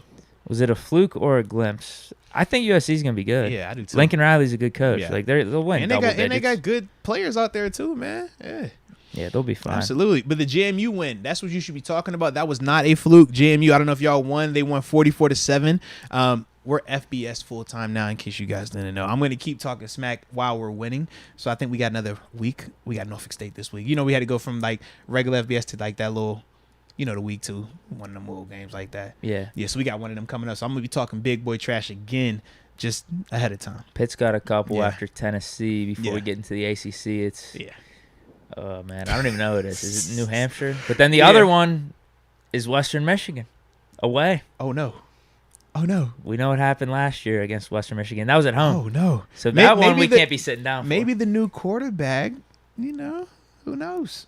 Maybe he's the difference maker. Maybe that's what y'all was Dude, missing. I'm telling you, it was not. I know. Holy hell, man. Pickett, he had 6 Pickett was touchdowns. cooking. I know. He was cooking. I know.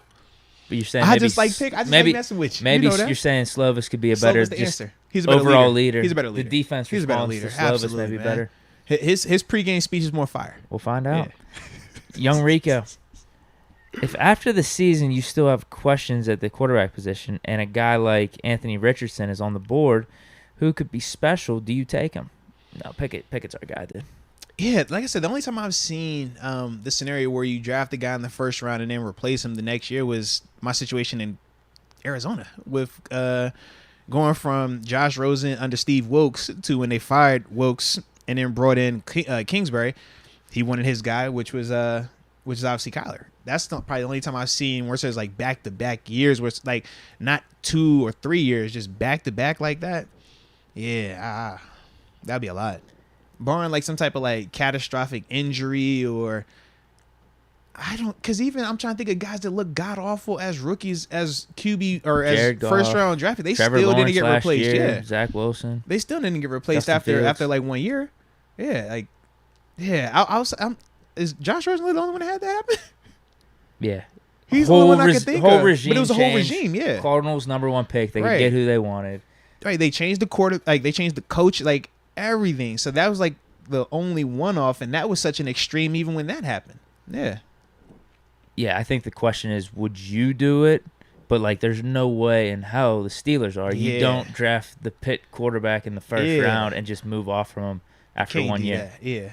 Like I'm assuming in his scenario he's saying question marks. That's, all right, we got to bench Trubisky. Pickett comes in and he struggles.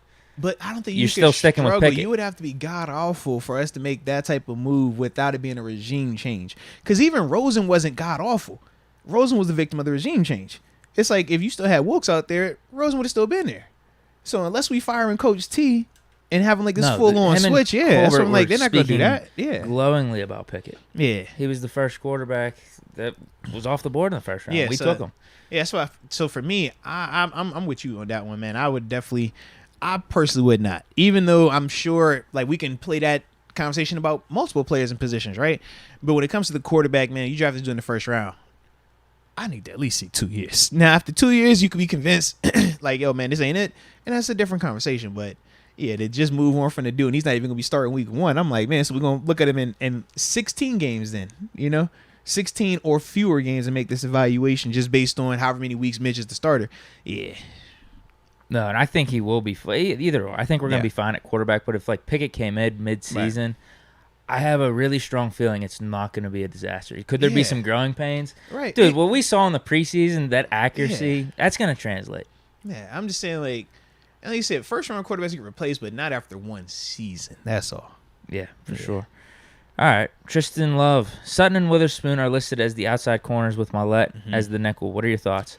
I like Levi Witherspoon outside Cam in the slot. We're going to get to it. We're going to get to it. Just patience, my friend. We got you. That's next up on the docket, though. Believe that. Elijah. Fantasy lineup. I was wondering why you said it like that, and I was like, he got a couple E's in his name. He wanted to accentuate it. Fantasy lineup. QB1, Lance. Wide receiver 1, Evans. Wide receiver 2, Mike Williams. RB1, JT, Jonathan Taylor. Yeah. RB2, Najee. Tight end, Pat. Flex, Kareem Hunt, or Dobbins, thoughts? Dobbins definitely in your flex. Yeah. Dobbins. Because he's going to get way more work than Kareem Hunt. No, funny thing, man. So I told you I had my fantasy draft this weekend, right? Did you pick 6 already? in the morning. Bro, I overslept like a mug. But auto pick. I had no clue that auto pick is like automatically set. I was so nervous because you thought you just have no players, bro. I thought I was gonna have to go dumpster dive, like literally just pick from afterwards. Wow. Yeah, because I had never missed a draft before. But no, they picked. Like I said, man, calling the game, and then I get back to the room, so I'm trying to unwind. So when I unwind, I all the way unwind. I research, I get it in, and yeah, I told wifey it was probably. I'm trying to think what time. It was probably like midnight. I rolled over. I said, I love y'all. It was out. It was done. The research had hit me. I was good. But I woke up about 7:30. All these text messages from my homies. bro, where you at? Moats, you awake? You alive? Oh, too much medicine. I see what you on. And I'm just like, dang. And I was so scared to open up the app to see what my team looked like. But what do you got? To my surprise, it was halfway decent. You know, if it's okay with you today, Deke, can I read off how the computer pick? So I'm gonna just let you know ahead of time the grade that they gave me for my draft was an A-. It usually happens with the auto. Yeah, I was a little surprised by that. Where's my little app at? Hold on, we'll be at. Do you want to hear the reasoning behind it? Yes, talk to me. Is because since you're auto picked, they just take the top player typically at each spot.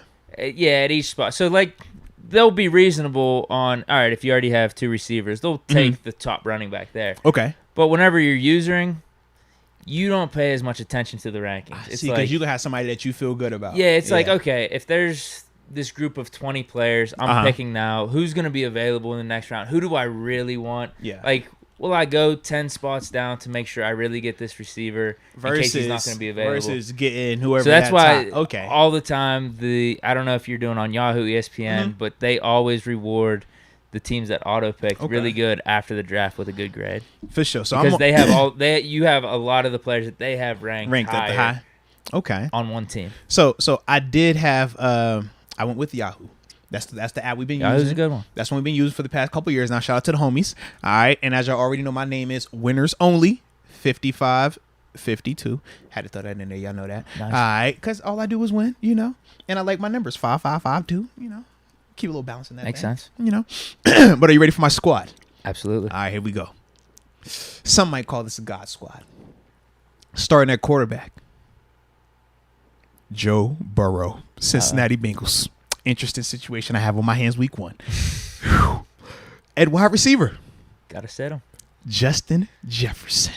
There you know I needed one of my LSU receivers now. If I couldn't get Jamar Chase, give me my man Justin Jefferson. You know I'm be over here gritty. That's good. Can't wait. That was probably your first pick.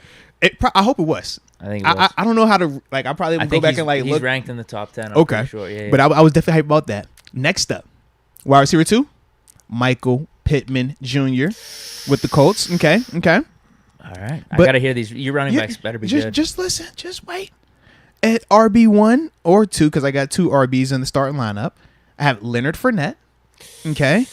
And then I also have Ezekiel Elliott. Those were the 2 that they gave me. How many teams are in this league? I gotta check. That's who they gave me, though. Kelsey at tight end. That's who they gave me. Wait a minute. Just keep listening, bro. Man, just keep listening, man. Keep listening. All right. I have Dalton Schultz, the tight end for the Dallas Cowboys. Okay. That's good. All right. Yeah. And then as my flex, I have Deontay Johnson. Okay. He's a good pick. Okay. I like him over Pittman. Well, I didn't line it up. PPR, you know what I mean? I'm just saying that's how they PPR-wise. lined it up on my thing. Sure. I ain't went through and start dibbling and dabbling with all that just yet. Pittman should get a lot of targets because there's no one else up there. That's all I'm saying, They have man. Matt Ryan. Okay, that's all I'm saying, man. I see the method to the madness. I see the method. Leonard gonna get his touches. I see the method. I don't like your RB. Actually, I like Zeke. This year. So I got both of them dudes. He's healthy. Come on now. He was like a top 5 RB before he got hurt last year. And you know Schultz but then he played through. And they're going to feed Schultz. He's going to get his touches. I don't like the Fournette pickup, though. Fair enough. The Tampa Bay scenario is weird with the running backs. So you ready to hear my bench, though? Yeah. Maybe you want to put one of your other running backs So on said bench. Maybe you should try to trade Fournette. Like I said, because I haven't tried to trade. I haven't looked at the waiver. I just been chill. No, if your boys are listening though, they know you're gonna have Fournette on the block. That's fine. They don't know that just yet. They know that you don't like the Fournette move just maybe yet. you like him. I might like it right now. I have to look at the matchup week 1. I have not decided just yet. Who do they play week 1? Cowboys. That's a good matchup. That's all I'm saying. They got him projected for 16.9 points. Yeah, if he is getting got him all the projected, carries, bro. It's an amazing move. That's what I'm saying, I man. just worry. You know how they are with the running backs and stuff. I Whenever know. Brady's at the helm, they're just gonna throw in whoever they feel like. Yeah, but this is Fournette we talking about. It's a little different. This ain't that New England system anymore. This is Fournette. As long as he's healthy early, I might be all right. I am concerned, though, because I remember the weight situation this offseason, so I do got to look into that a little bit more. But either way, this is the auto draft. So, on the bench, have Matthew Stafford. Whoa. All right. We like Matthew. Yeah, we like Matthew. Start Stafford over Burrow. Okay. We like Matthew. All right. Got Russell Gage. That's the other receiver down in Tampa. Okay. All right. Jamal Williams. Backup the backup RB2 in Detroit. We know. Did he go? Swift's always getting hurt. Always. And he's in Jamal, he's been consistent when he gets his opportunities. Yeah. Okay. Then after that, it's Nico Collins, wide receiver with the Texans. All right. Not bad. because he might have a prominent role. Yeah. Hunter They Henry. don't have too much else down Hunter Henry, the tight end up in New England. there. All right. Okay.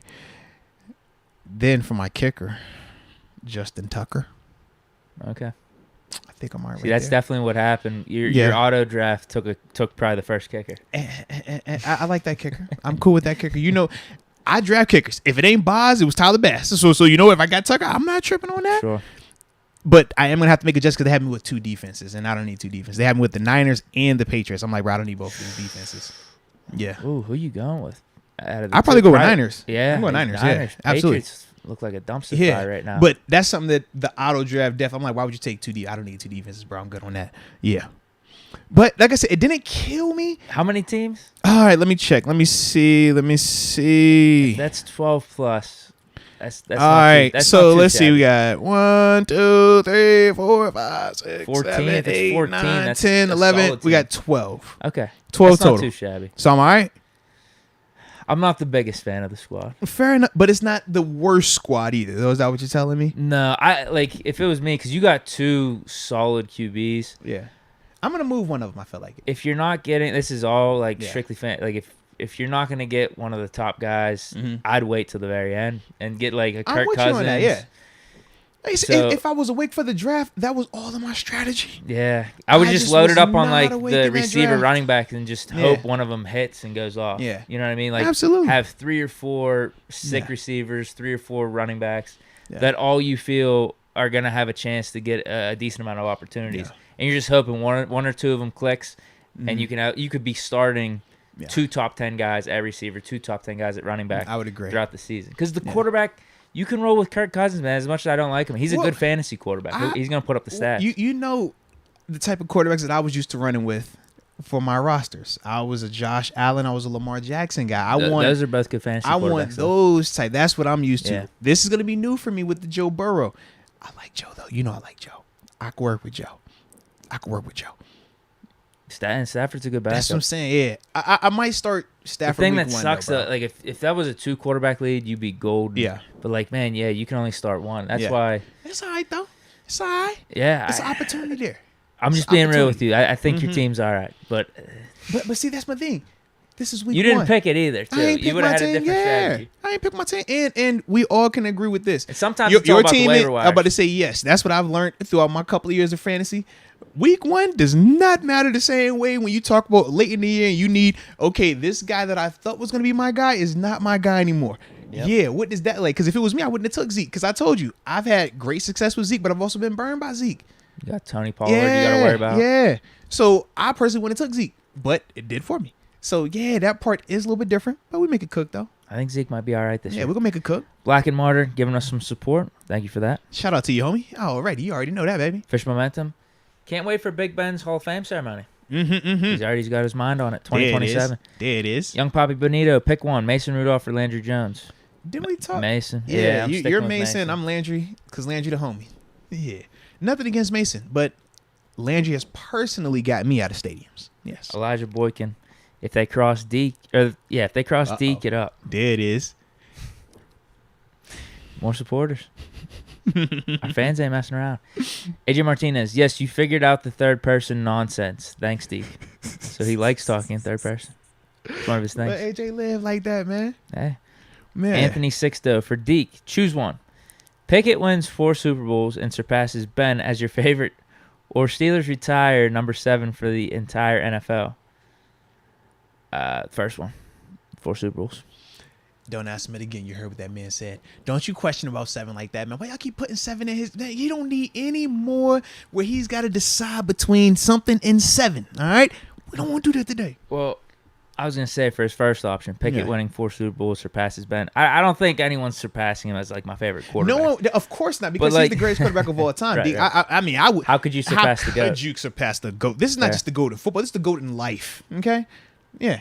Period. But I think a better way to phrase that could have been like Pickett wins 4 Super Bowls, and he has you debating between Ben or Pickett as like greatest Steelers all-time quarterback or something like that. Gotcha. I'd still pick that one though. Over retiring 7 across the NFL. I'll take 4 more Super Bowls with Pickett. All right, I was going to retire 7 across the NFL then. Yeah, whatever it takes. Yep, whatever it takes.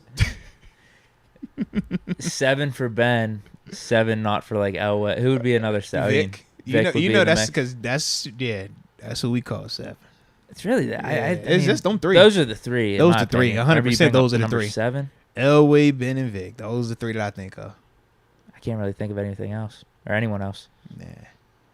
Yeah, I would take Pickett winning 4 Super Bowls though over Ben's number getting retired across the NFL. AJ Martinez, water balloon fight may not be my style, but still fun. So he's saying he'd be willing to A water balloon take fight? it that far, even Okay. or go to those levels if a fight broke out. That like would that. be fun. Oh man, it's gonna suck, man. I mean, it's fun. Yeah. You a water balloon fight guy, man? No, I ain't gonna lie. I don't like. I'm good. Yeah, I'm good. I don't. Yeah, if I'm in the swimming pool, cool. Like I don't throw no water balloon on me, please. Yeah, No, that type of stuff. I'm cool. You know what stuff cool, I'm really bro. not a I'm fan cool. of? Those what are they called? Hidden rooms or Oh, escape rooms. those are some BS too. I've sat out on those. Like my friends doing. I'm like, I'm just gonna sit Bro, on this no, couch. Let me know when you're done. Bro, don't lock me nowhere. good. Like I don't. I don't need that to get me entertained. You get what I mean? Don't lock me anywhere. Period. Like, I know it's not real. Like, all right, I'm just gonna walk from room to room Period. here. Don't lock me anywhere, bro. I'm not a locked. No, I don't do that. AJ Martinez, combine the podcast for one special edition show. That could be elite. There it is. Fish momentum. Who has the better record? Baltimore, Cleveland, Cincy, Pittsburgh.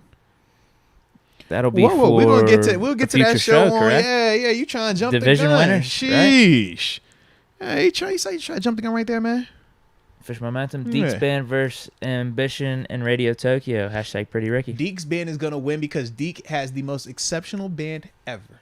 They got a pretty good drummer too. It belongs in the Rock and Roll Hall of Fame. The drummer is better than the Rev. He's better than any drummer you can think of. Okay, huh? Who's a Tony Royster? Tony Royster? Who? Nah. Huh? Him. Where's the AB? Himothy. That guy. Yeah. Thank you. Yeah. Fish momentum. I'm almost done with the Upper Room song. Uh-oh. Hashtag Deke and Moats. Uh-oh. So what is he adding on to what you already have? I guess that's what he's saying. I am not sure exactly, but it's whatever Deke allows. If Deke isn't feeling it, man, Deke isn't feeling it. All right, today is Deke's day. Remember that.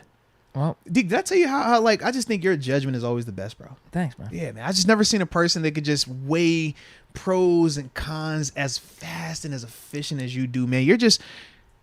You're a model of success, bro. When it comes you're preaching to the choir. Absolutely, man. Come on, bro. It's no surprise over here. You know that. I'm just trying to let them know. Yeah.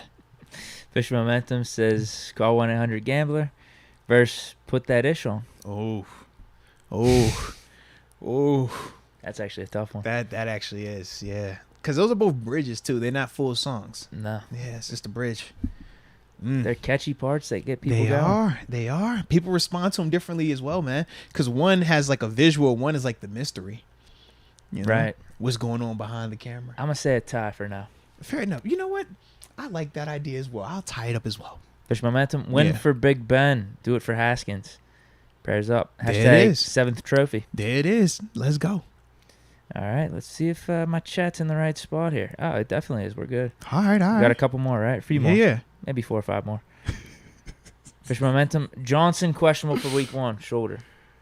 Yeah. That was from obviously when he went down in that. What was that? Who did they play? Good thing he signed Lions, that right? contract. Hey, you talk about it. But yeah, and I'm trying to think who else. Then he did say Highsmith. He thinks he's gonna be good to go. I did. Yeah. I did see where he saw said that in probable. the press conference. Yeah. How about this one? Bears getting a new dome stadium via Fox Sports. Is that real? That's stupid as hell if that's the case. I didn't know that. Huh. That's terrible. That is terrible.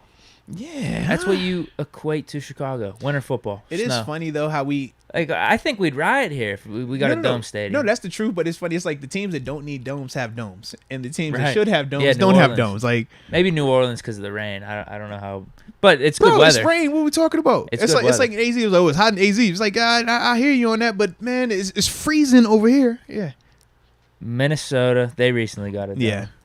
Oh no, they've had a dome. no, They had an old dome. They had the dome. Remember, the dome broke down after we left, and then after that, they played outside for like a year, 2 years, and then Yeah, they it was did the the University of Minnesota Yeah. stadium.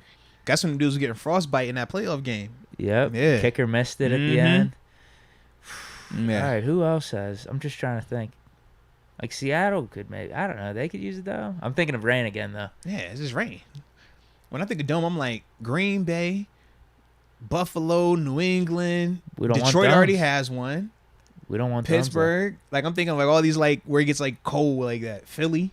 Yeah. Detroit, like They already got a dome though. I know, but It's small though. cold weather would be cool with them. You know, you try to keep it like how Green Bay does it and stuff. I don't know but if they that need works for them. They need one because their team's that bad. That's what I'm saying. You Like, need you're your not gonna fans in show there up. being at least Yeah. comfortable. You're not showing up to that they're losing. Heck no. I'm like 100%, bro. 100. Right. That's terrible. That's terrible. That's gonna be interesting seeing that. But you know what I will say, man? I hope that they get a better camera setup because that's the one thing. Like, and this just has nothing. I don't even know if y'all see this TV copy wise, but like for us people that have to like we all 22 or even when I was playing watching film on them, they have the absolute worst camera angle because of how their stadium, like wherever they're Chicago. Yeah, from the sideline, it's like terrible. You can't see the field. Like it's like this weird narrow look on it, man. Yeah, that's really stupid. Yeah. Chicago, football, outdoors. Yeah. It all equals out right there. Come on, man. You Don't want to get a see? You dumb want to see stadium. that? You want to see Urlacher tackling somebody in a dome? Yeah, it's stupid. No, I want to see. I It's want to see like absolutely snow stupid. outside. Come on, man. Pitch momentum, better record, Pitt or Penn State. I'm Pitt. going with Pitt. Hell to Pitt. No love for Penn State, just my dog JJ. You know, actually, I got two dudes over there. I told you, not just Who PZ else little would we son, looking but for? no, he's young. He's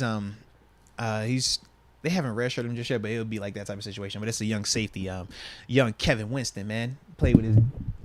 Knock the microphone out the way. Me and his dad, they played together at JMU. His dad was like my like OG mentor. cool. Like yeah. So, and he was like a little boy back then. And The now football this dude, circle of man, life. yeah, man, it's nuts, man, nuts. So yeah, those are my two. I'm like, bro, why, out of all the schools, y'all gotta go to the school that I don't have no love for. Like, thanks, but no thanks. But those are my two people I support over there. Yes. Jonathan McDormand. It was awesome listening to you and watching JMU on ESPN this weekend. Thanks for the heads up as to where to see the JMU games this year. No, salute you, man. I greatly appreciate you, man. Yeah, no doubt, man. No doubt. Fish Momentum says, salute JMU, but hail to Pitt. There it is. Yeah. I think that's a really good phrasing. Absolutely, man. Whatever Deke says about Hail to Pitt, I think they should be national champions this year. They're in my top two, and they're not number two. Just throwing it out there. Hey, you know how I always do the Pittsburgh parlays? Do we need a podcast parlay on Saturdays? Oh, see, why you want to Pitt JMU dubs. Ooh, hey now. We can work with that. We can definitely work with that. I didn't know where you was going. You said podcast parlay. There's multiple podcasts out that I got to be worried about If now. one team You know? doesn't hold up, one person coming in on Monday might be a little upset. You know what I mean? Yeah. Dude, what's your alma mater doing? Yeah. Get the dub. Come on, man. All you got to do is just win. You can't beat Punktail Western Michigan. You be over here like, it's just App State. Bro, you just already put 60 up on UNC, 40 in the last quarter. You didn't think I'm looking at that? Yeah, that was unreal. I was like, God, that's what y'all on? That was unreal. So, yeah, we transitioning, man. I don't know if we got that just yet. Dang. Oh, you don't know if JMU would hold up their side of the deal on those parlays? Oh, no. I ain't tripping. You know I ain't tripping. But at the same time, it's like when you watch Bama. It's like, hey, man, you cannot be tripping all you want.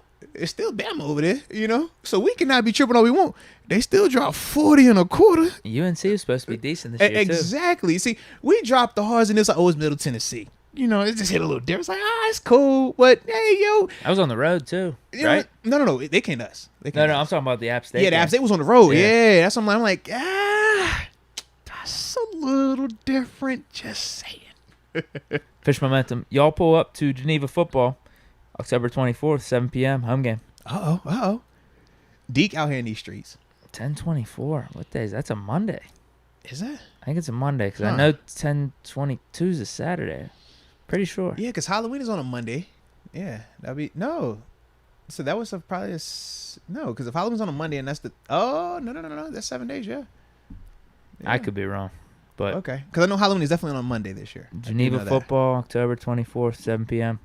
I appreciate the offer. That one is very, very unlikely for me. Fair enough. But Way better chance at the Rivers Casino, 9:30 Ambition. look, that's transparency right there. I'm just being straight up. I like that. I like your transparency. Appreciate right the there. offer. I like that. Now, you know, I'm about to say I can't commit to any football games, college, high school, pro, any sport related stuff during the fall. I'm booked. Yeah, I'm just throwing that out there.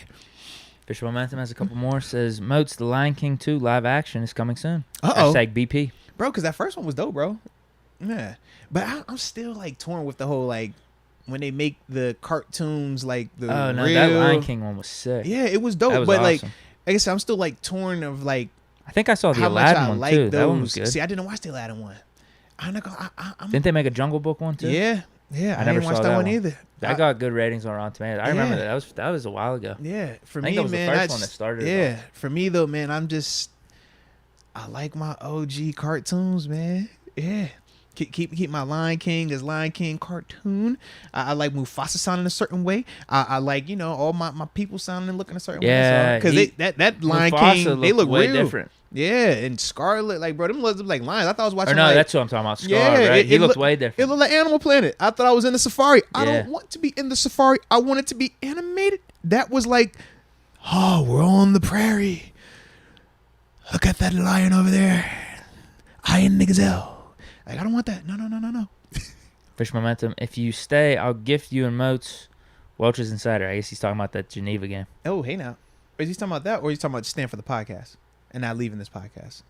I don't even want to call it the rival podcast because it's no podcast beef. I just throwing it out there. No, definitely not. Podcast beef with anybody. It's enough podcast love for everyone. But we are concerned that Deke could feel not like he's loved. So, in order to make him feel like he's loved today, ladies and gentlemen, y'all need to be very complimentary of Deke. Y'all need to make sure you're liking the stream as well and subscribing, because all of that matters in terms of keeping Deke, in terms of letting Deke know that he's welcomed here and he's wanted here, all right? And that he's not going to get love like here or anywhere else that you don't pay for, okay? So, with that being said, Deke, yes, we're all on your team here, man. Remember that. Did I tell you how nice your ears look, man? Thanks, man. Bro, those are prototypical ear. Like, man, if I didn't have my ears like this, I want my ears to look like that, man. It's just nice ears, bro. Yeah. I need to just read this comment. I'm just gonna let the comments speak for themselves on this one. Oh no. Donald Copeland, Mitch's "Let's Ride" is mid. He said it, not me. I need to see this vid. I gotta see it. It wouldn't surprise me, because I don't know Mitch's temperament to that way, but from what I've seen from him, whether it was Chicago, Buffalo, or the brief time he's been in Pittsburgh, I don't get a lot of rah-rah energy from him. I don't get a lot of like, let's win one for the Gipper, brave heart, like, freedom. Like, I don't get that from him, Yeah. You know what, though? I think this was a social media clip I saw a little bit ago, and it surprised me because I felt the same way about you. Okay. Or as you about Mitch. Felt the same way about me. Dang, dude. Tell me how you really feel. 7 starter podcast. He's like, you ain't even that cool now that I think about it. Sheesh. I don't even like these chairs all the way. We could use a recline. Cup holders maybe too. I'm reaching too far for my drinks. You be acting like you know all this. You don't know all this football stuff. I don't want to hear what you guys say about no linebacker. Don't even care about linebackers anyways. It's Pittsburgh. Man, dang, just tell me how you really feel, Lord. I saw a clip. I think it was a Barstool interview or something. They told him like, "Hey, we need a speech to close out this interview." Uh-oh. Like on the spot, he did really good. Like I'll have to show it to you. Like it actually got me fired up. I was like, "Wow, this surprised me." So maybe he is capable. Okay. Named team captain. Maybe the team saw some of that. In the locker room. Well, I'm going to have to see that then, man. No. I'll send it to you. It actually is pretty good. All right, we got. Hold on, that was a Fish Momentum. Yeah, it should be Young Papi Bonito. Yeah. He says, Moats, what is your most memorable moment at JMU? Oh man, I have a ton of them, but the one that I will go to is us beating App State. This was right after around the time when they beat Michigan. Michigan was number 5 at the Big House and all that stuff. They ended up coming to us. It was a crazy game. We're down early. I think we're down. Was it? It's either 17-zip or 20-zip going into halftime. Obviously, they got Armani Edwards, like all world quarterback, big time, doing stuff like that. But then from there, man, we end up coming back, beating them. Of course, yours truly had a couple of sack things in that game, so I felt pretty good. I actually did, yes. Yes, I felt pretty good. And then to make it that much better, this was the first time I'd ever been in a stadium where the crowd rushed the field, because it was such a big deal us coming back, beating them that year and all the energy and stuff like that. So, yeah, man, crowd rushed the field, and it was just crazy for me because I'm a sophomore, I think, at that time. And I'm just like, dude, not only – is it their sophomore or was it junior? No, that's junior year. That was junior year because that's when I forgot the quarterback we had, Rodney. But, yeah, we ended up beating them. And it was just like so crazy. So for me, I'm like, bro, I'm out here. Like, I made plays. I was a part of this comeback. Like, we knocked off this team who just knocked off, you know what I'm saying, the number 5, Michigan and all this other stuff. And then to see the crowd, like, on the field, like, everybody going nuts. For me, it was just crazy. I was like, dang. So I'll never forget that. Yeah. Like, that's one of them. Yeah. Nice. Fish Momentum. Deke, you and Moats come to the Rivers, 9:30. Deke has action. You keep your head on the swivel. Deke might be pulling up for real. Who knows? Yeah, like you said, my schedule is crazy. I'll just leave it at that. That's why I don't commit. Yeah. Black Hillbilly. Who is the anchor on this O-line? I was going Chooks. Yeah. Dude, is there actually something going on with Tomlin and Dawson? Some type of beef? Because they asked him. You heard what he said? It was the simplest. You heard he what played better than he KG, and that's it. said. It moved on. You Face heard straight. what he said. Didn't show any emotion in that answer when talking about Dawson. So that's the part for me. When I saw that, I looked at the exact same way you did. I'm like, when we hear these reports and they say it's something behind the scenes, and we all be like, no, it can't be. And then we see that, and I'm like, okay. Did you say something better? And then it's like, I loved how he played in the last preseason and then game. you had him in this competition at left guard, and no disrespect to Kendrick Green, but it's like we knew this was not supposed to be no competition. So I'm just kind of like, yo, what is it? But part of it, I do feel like if the team felt at any point in time that Dotson wasn't doing all the little things from a professional standpoint, whether you're talking about taking care of your body, whether you're talking about preparation, the conditioning element, these are things that we obviously talked about surrounding Dotson. It's like, if that is the case, I can understand why they would still feel that way, because even though this year he's changed, this year, I know I talked to him personally, he talked about some of the things that he's doing to take care of his body that he hadn't been doing prior to. When you're a coach or even as a teammate, you're going to believe it, but you got to see it happen longer than what it's been thus far. And him getting hurt. Absolutely. Because it's like, well, man, all right, now we repeating this process again because he did miss, once again, a good amount of time this offseason. Yeah. So I get why, if Coach T does have that energy, but at the same time, it's like, dang, man, like, it's Dotson, bro. Like, yo, he played better than that, man. Just give him some love, man. Yeah. Exactly. Yeah, because it definitely wasn't a debate. Like, he played better than that, man, clearly. Yeah. After y'all tried him by saying it was a competition and trying to keep it as a competition, when we always like, it should not be a competition. But maybe this is what Dotson needs, because like we said, maybe he responds better to this type of, negative, or not negative, but just not over the top praise. He could be a guy that can't handle that type of praise, that type of, success. Fair. Yeah. Everyone's different. Very true, man. Fish Momentum. My twin brother's a coach for Geneva. All right, so he's giving us that connection, okay. The reasoning behind him inviting him us out in to Geneva. Geneva. Yeah. All right, Jake Malesio, support for Deke's podcast salary. Thanks, bro. And Deke did get a raise, bro. Deke be getting on. Baby, we over here like, yo, Deke, what you need, bro? Deke, what you need? Wait, you want to go to eat again? You heard. We might need to re-up these talks. You heard how he was over here talking about the lobster with the butter and the steak and the Wagyu and the Japanese Wagyu. We might need a weekly dinner like you know what I'm saying? Like, man, I'm over here like, all right, do I need to take him out more? I'm going through everything that happens here, Deke. It's all the stuff that was happening to me when I was playing. When my coach wanted to motivate me a little more, he'd you know what, let's go to dinner today. Let's go to dinner. Random Tuesday, we'll take that to the steakhouse. Let's talk about it. Let's figure this thing out. And I would see these different approaches. Then there was times where it's like, oh, you want a new suit? You want a new hoodie? I got the new hoodie for you. Don't worry about it. Sometimes with other things, you know what I'm saying? But either way, I understand that we have to do this on a case-by-case basis, baby. So, if you need weekly Hyde Parks, if you want to go to Eddie V's, if you want to go to Morton's, wherever you want to go, we can work that into the contract. Lamont, that's all I'm saying. You're a Lamont guy. We can work that into, you know what I'm saying? They make a fire Caesar salad. They'll put it right there on the table and start it from scratch. No, I'm not either. It's more so the optics. It just looks cool. Sure. It looks cool, all right? But they do all type of stuff. I'm just saying, man. Okay? So whatever you need, Deke, just let us know. It's just good to hear. I appreciate it. That's all. Donald Copeland said, if Deke leaves, we gonna riot. You better believe it. We all gonna riot. We gonna go over there and spam comment. Wherever you go, we spamming you, bro. Just throwing it out there. Freaky bots included. Yep. I'd appreciate it. Fish Momentum. Still glad I met y'all in person. # next live show. Nah, salute you that. Know Fish Momentum will be pulling Heck up. yeah, man. Heck yeah.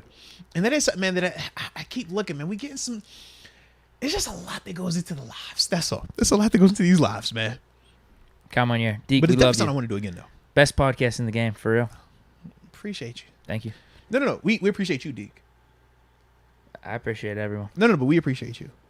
Thank you. I think we need to make the font a little bit bigger where it says Deke. This is Arthur Experience with Deke. It just be like, make my font Can like we get some like explosives around you know what I'm it saying? too, Yeah, maybe? put my font at like 40. Put your font at like 55. Outline it. Yeah, Backlight. get a you know really what I'm nice saying? Yeah, glow to yeah. it. Have it like some animation or just like on every 10 seconds just flash. Yeah, either that or have it in neon maybe. Yeah, something like that. Yeah, That could be cool. absolutely.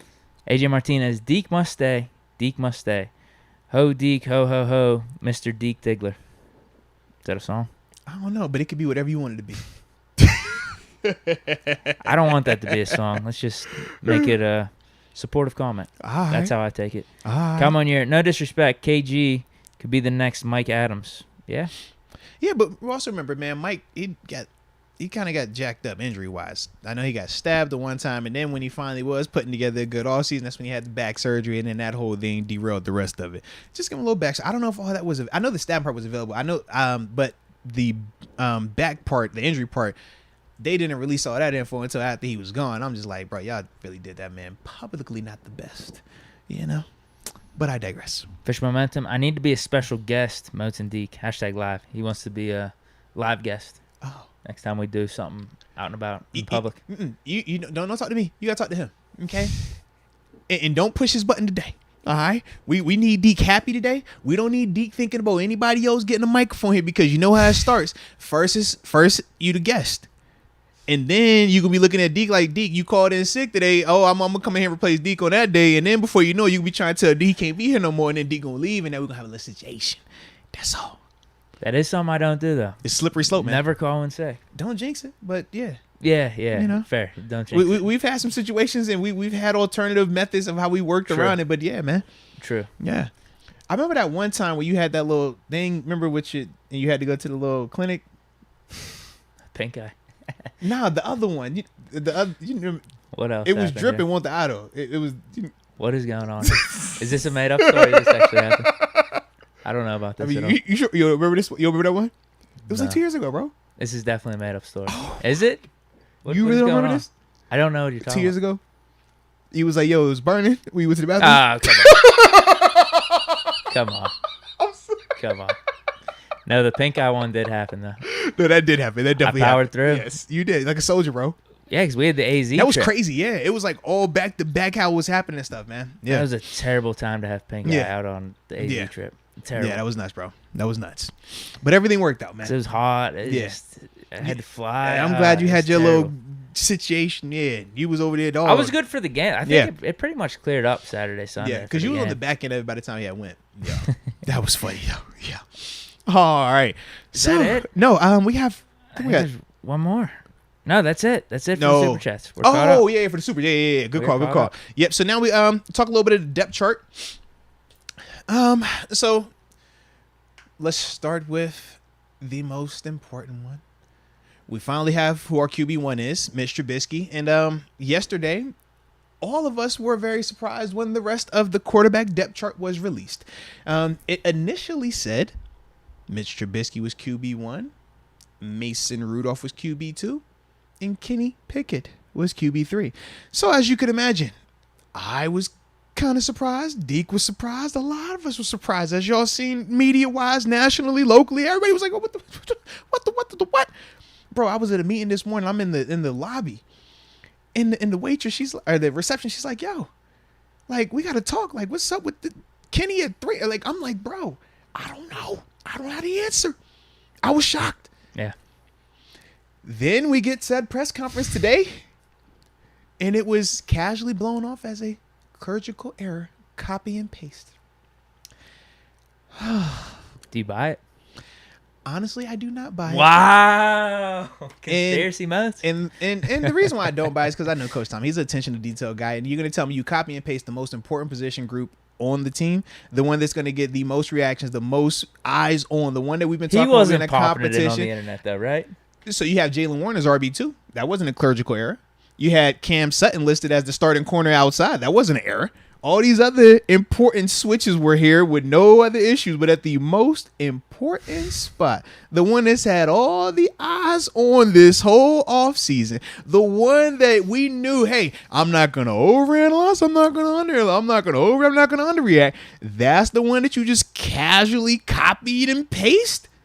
Come on, Deke. I personally did not agree with it. I'm glad that whatever he needed to do was done, because I do think that Kenny should have been listed as number 2 on the depth chart. But I do not personally buy this. Oh, man, they just copied and pasted that. Oh, yeah, I had no clue about that, because I know Coach Tomlin. He's a minutia guy. He's a details guy. He's a, hey, do everything right. Check it out. So you're going to tell me at the most important spot, not RB2, not starting corner, not Devin Bush starting the inside linebacker, Robert Spillane at number 2, Mark Robinson backing him up. Not all those little details at the positions that really we're like, all right, they matter, but do they matter as quarterback? No, they don't matter the same way. Kevin Dotson, he wasn't a slash. He was up there definitively. So it's like, man, all these other spots, everything is fine.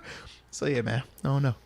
It just didn't add up to me personally. The two things I'm thinking, though, I guess to go back, or well, I guess like a rebuttal to that would be, how much is Tomlin paying attention to like the online depth chart? Now, I get for him, is he just giving someone a piece of paper and they got to submit them? Because maybe they did, because the depth chart all the way through this offseason was Mitch, Mason, Kenny. Yeah. So maybe they were just like, oh, the quarterbacks are the same. They didn't even look at it and did the copy-paste.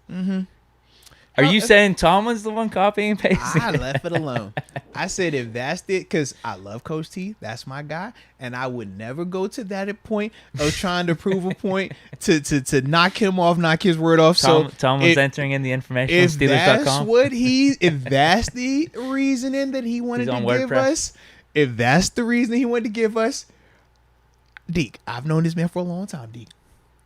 When we talk about details, when we talk about minutia, Deke, he knows what's going to be out there. When we talk about every little thing, even how he speaks to the media and the words he chooses to use versus how he speaks to players versus how he speaks to the team directly, this is not a man who just casually, that's not him. You think it would have been cleared up way earlier? Absolutely. That's what I'm saying. He wouldn't have waited. It was a mistake. Oh, shit. No, not me. But like I said, man, it is what it is. Here's the other thing, though. Here's the other thing, though. Hear me out on this. Tomlin, you know how he makes his decisions and he sticks by them. I would agree. Would he really let the fanfare or public perception but like this, I don't necessarily believe that it was public perception that changed it. Part of me wonders, was he trying to like be intentional with it, in the sense of like, are you trying to mess with people? Are you trying to play the mind games? No, I know Coach Tomlin, bro. Listen, this is the same coach. Like, game? I don't know his angle right now. That's why I was all surprised. Like, bro, why would you? Why would you? I was thinking trade bait. Have Mason at QB2. So that's a mind game either way, right? Teams look at depth chart, like, if we're starting with Mitch. And we're not going to see Kenny for maybe at least 4 or 5 weeks. Yeah. Some team needs a quarterback early. Someone goes injured. When they're scouting teams' depth charts, they don't want to grab the QB3. They want to get the guy that's QB2. So then that could be a mind game then. Only problem is we don't dress all 3 guys. So when we get out there in week 1, it's like, hey, man, so Mason really the backup? That's what it'd been. Yeah. That can't be the case. Exactly. I would have been disgusted if Pickett was in street clothes. So well, what's the game we play here? Like, not even that too. If Mitch just went down with injury or Mitch is playing poorly, you are not putting Mason Rudolph in over Kenny. Not if they're all in the same. It's different. Pittsburgh would have been burned down. Right. It's totally different if Kenny was already starting and Kenny went down and then it had to go Mason. That's a different conversation. You can't have Kenny on this roster the way that he played this preseason and not have him dressed and have Mason Rudolph dressed. I'm with you. But once again, you know this, I know this, and he knows that. So you tell me why he did it there. I don't know. It ain't adding up. The math ain't math. That's all I know. Maybe it's just a clerical error. That's a heck of an error. If that's an error, that is one that, man. Do you think he's that type of person that just would do it to simply mess with the media or mess with the public? Yes. Just to have fun with it? Yes. This is Coach Tom we talking about. Yes. This is Coach Tom. Mason probably didn't find it that funny. Oh, no, 100% I agree. But Mason has been the one who could feel that he's been disrespected throughout this whole process, whether you're talking about bringing in Mitch, whether you're talking about drafting Kenny, whether you're talking about drafting Chris Oladuke, and whether you're talking about signing Haskins a year ago. It's like Mason has never had that opportunity to be the unquestioned, no competition, you're the guy. He hasn't had that opportunity. Haskins had it in Washington. Mitch had it in Chicago. Kenny hasn't had it yet, but he'll get it, But for Mason, it's like, bro, you should feel some type of way. So, yeah, whether they playing with you intentionally or it's a copy and error, you mean to tell me you don't respect my position group enough to actually look in there the way that you looked at running back, the way that you looked at linebacker, the way that you looked at corner? Because that's the other. If I'm a player, I'm over here like, bro, it's a copy and error. So we over here competing, but you don't even think that we matter enough in that. You know what I'm saying? That's all I'm saying, bro. If I was Mason. The error is benign enough to be believable in a way, because if it was Mason QB1, everybody would lose their mind. Oh, absolutely. Absolutely. And you couldn't say that's an error. That's intentional if he was a QB1. Yeah, that's bad. I mean, ESPN, all the NFL social accounts, they're going to be retweeting that, giving that information out. You can't mess that up. But this is, once again, you already know everybody's going to be retweeting. Everybody's going to be talking about, once you put this depth chart out, Deke, think about this. That was the bigger storyline than Mitch being QB1. Absolutely. You don't think that went past his radar, or the person that was in charge of making that post, that went past there? Like, coach, you sure about this one right here? I saw you had this coach. All right. You sure you want Jalen Warren over Benny Snell, though? You 100% of that one, coach? Yeah. All right. I like that one. Coach, you don't want Levi starting outside? You sure you don't want Levi out there? Yes, I'm sure. This QB depth chart straight? Oh, yeah, don't worry about that. Just copy and paste. We good. Just think about it, bro. That's what we're saying right now. That's what you are telling me that we're supposed to believe right now. I just don't know what the red tape was. That's what he's telling me I'm supposed to believe right now. So I'm supposed to believe it. That's all I'm saying. The detail is everywhere else except the most important position, Deke. I don't know. It ain't adding up. The way I think of it is Tomlin just hands in the depth chart and he's going home and going to sleep. All right. So that's how I view it. He's locked in on every other position except the quarterback depth chart.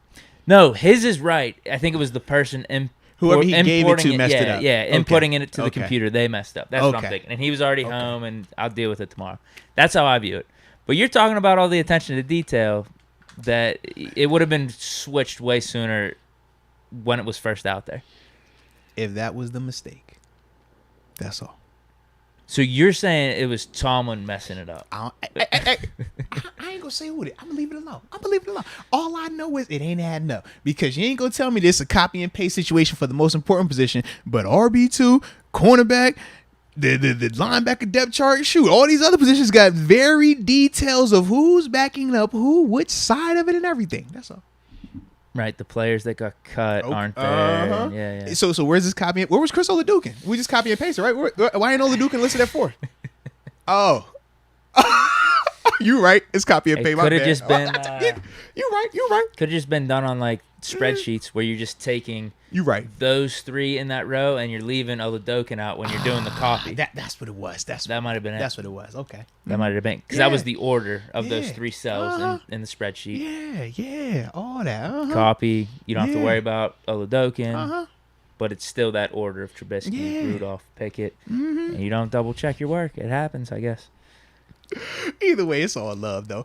But amazing 24 hours. I mean, we love it. You know that. Hey, we ain't gonna never trip on the content. Appreciate you, coach. Well, especially now that the end result is fixed. Because now we get double content. Absolutely. Right. If Pickett was still QB3, no, I would not be happy. I would agree with that as well. I'll be over here like, bro, what is happening? It would be a totally different conversation of, like, right now we're more just so like, focused what on, are we doing? Yeah, that would have been the conversation. Like, what are we doing? What's the point of this? It's got to be trade bait. Yes. Because if Mitch goes down, I mean, you got to be putting Pickett out there. And then if you're doing it that way, though, that's another like big FU to Mason of just like, hey, we got you at 2 on the depth chart, but no, we're actually going with Pickett.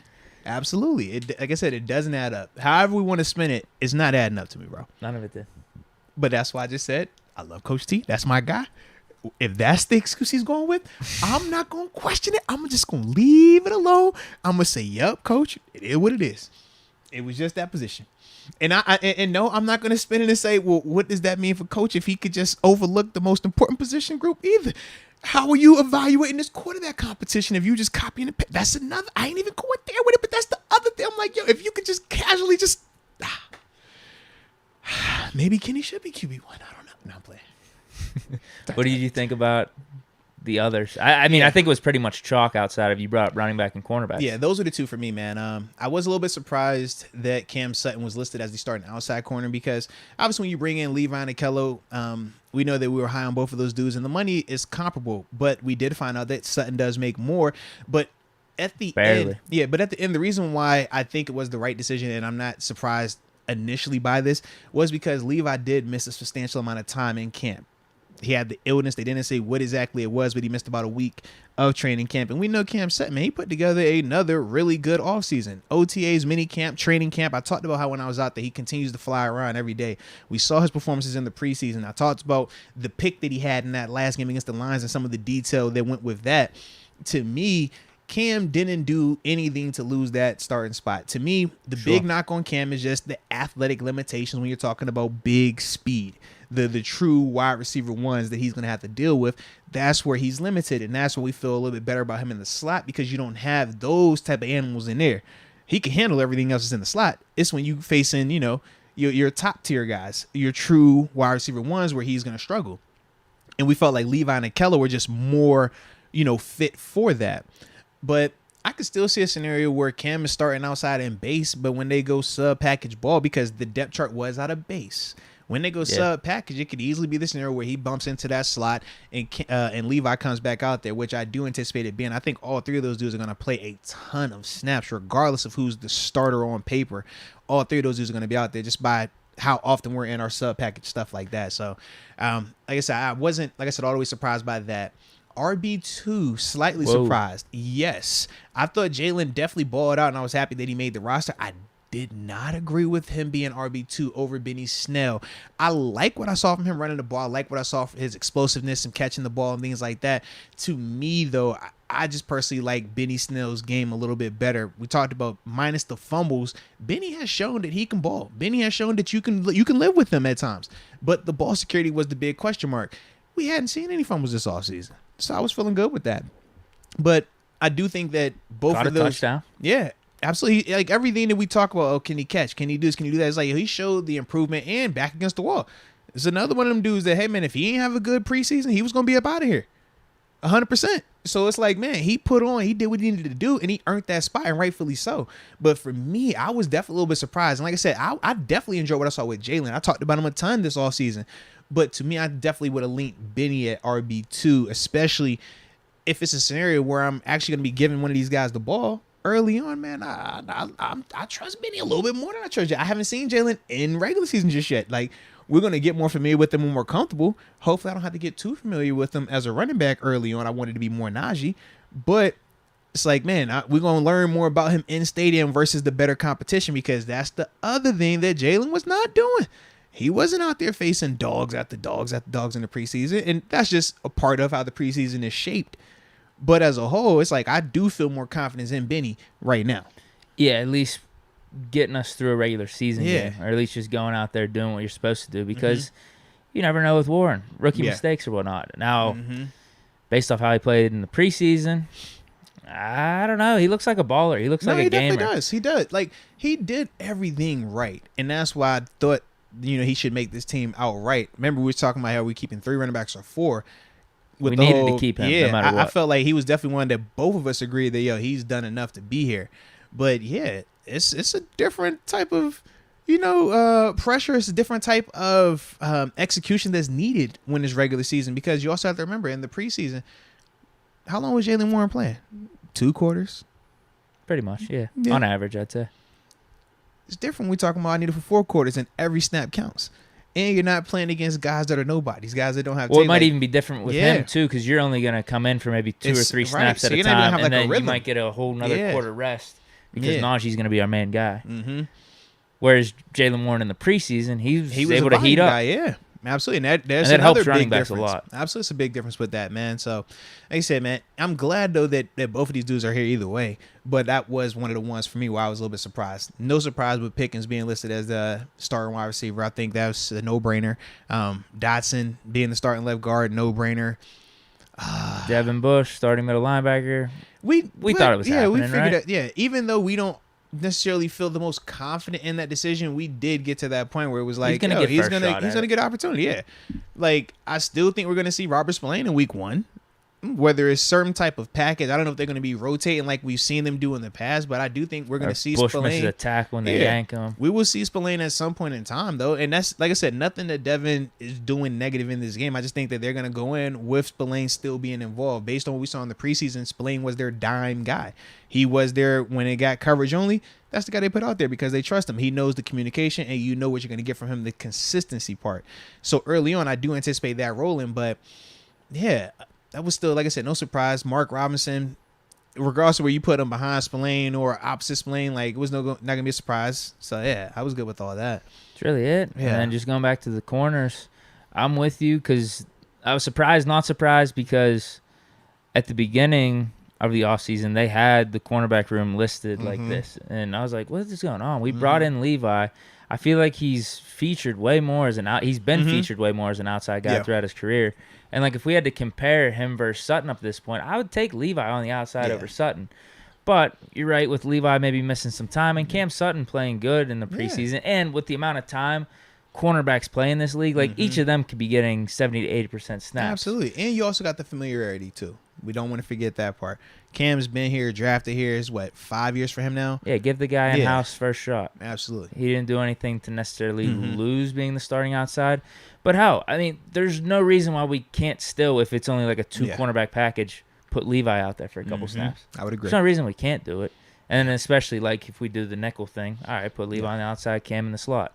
Or if we got to put Cam on the outside, we want to put Levi in the slot or Arthur Millette. I feel fine about our secondary. Yeah, I would agree. Overall. Hey, Deke, can I tell you something, man? What? I think that was the greatest take I've ever heard. It's up there.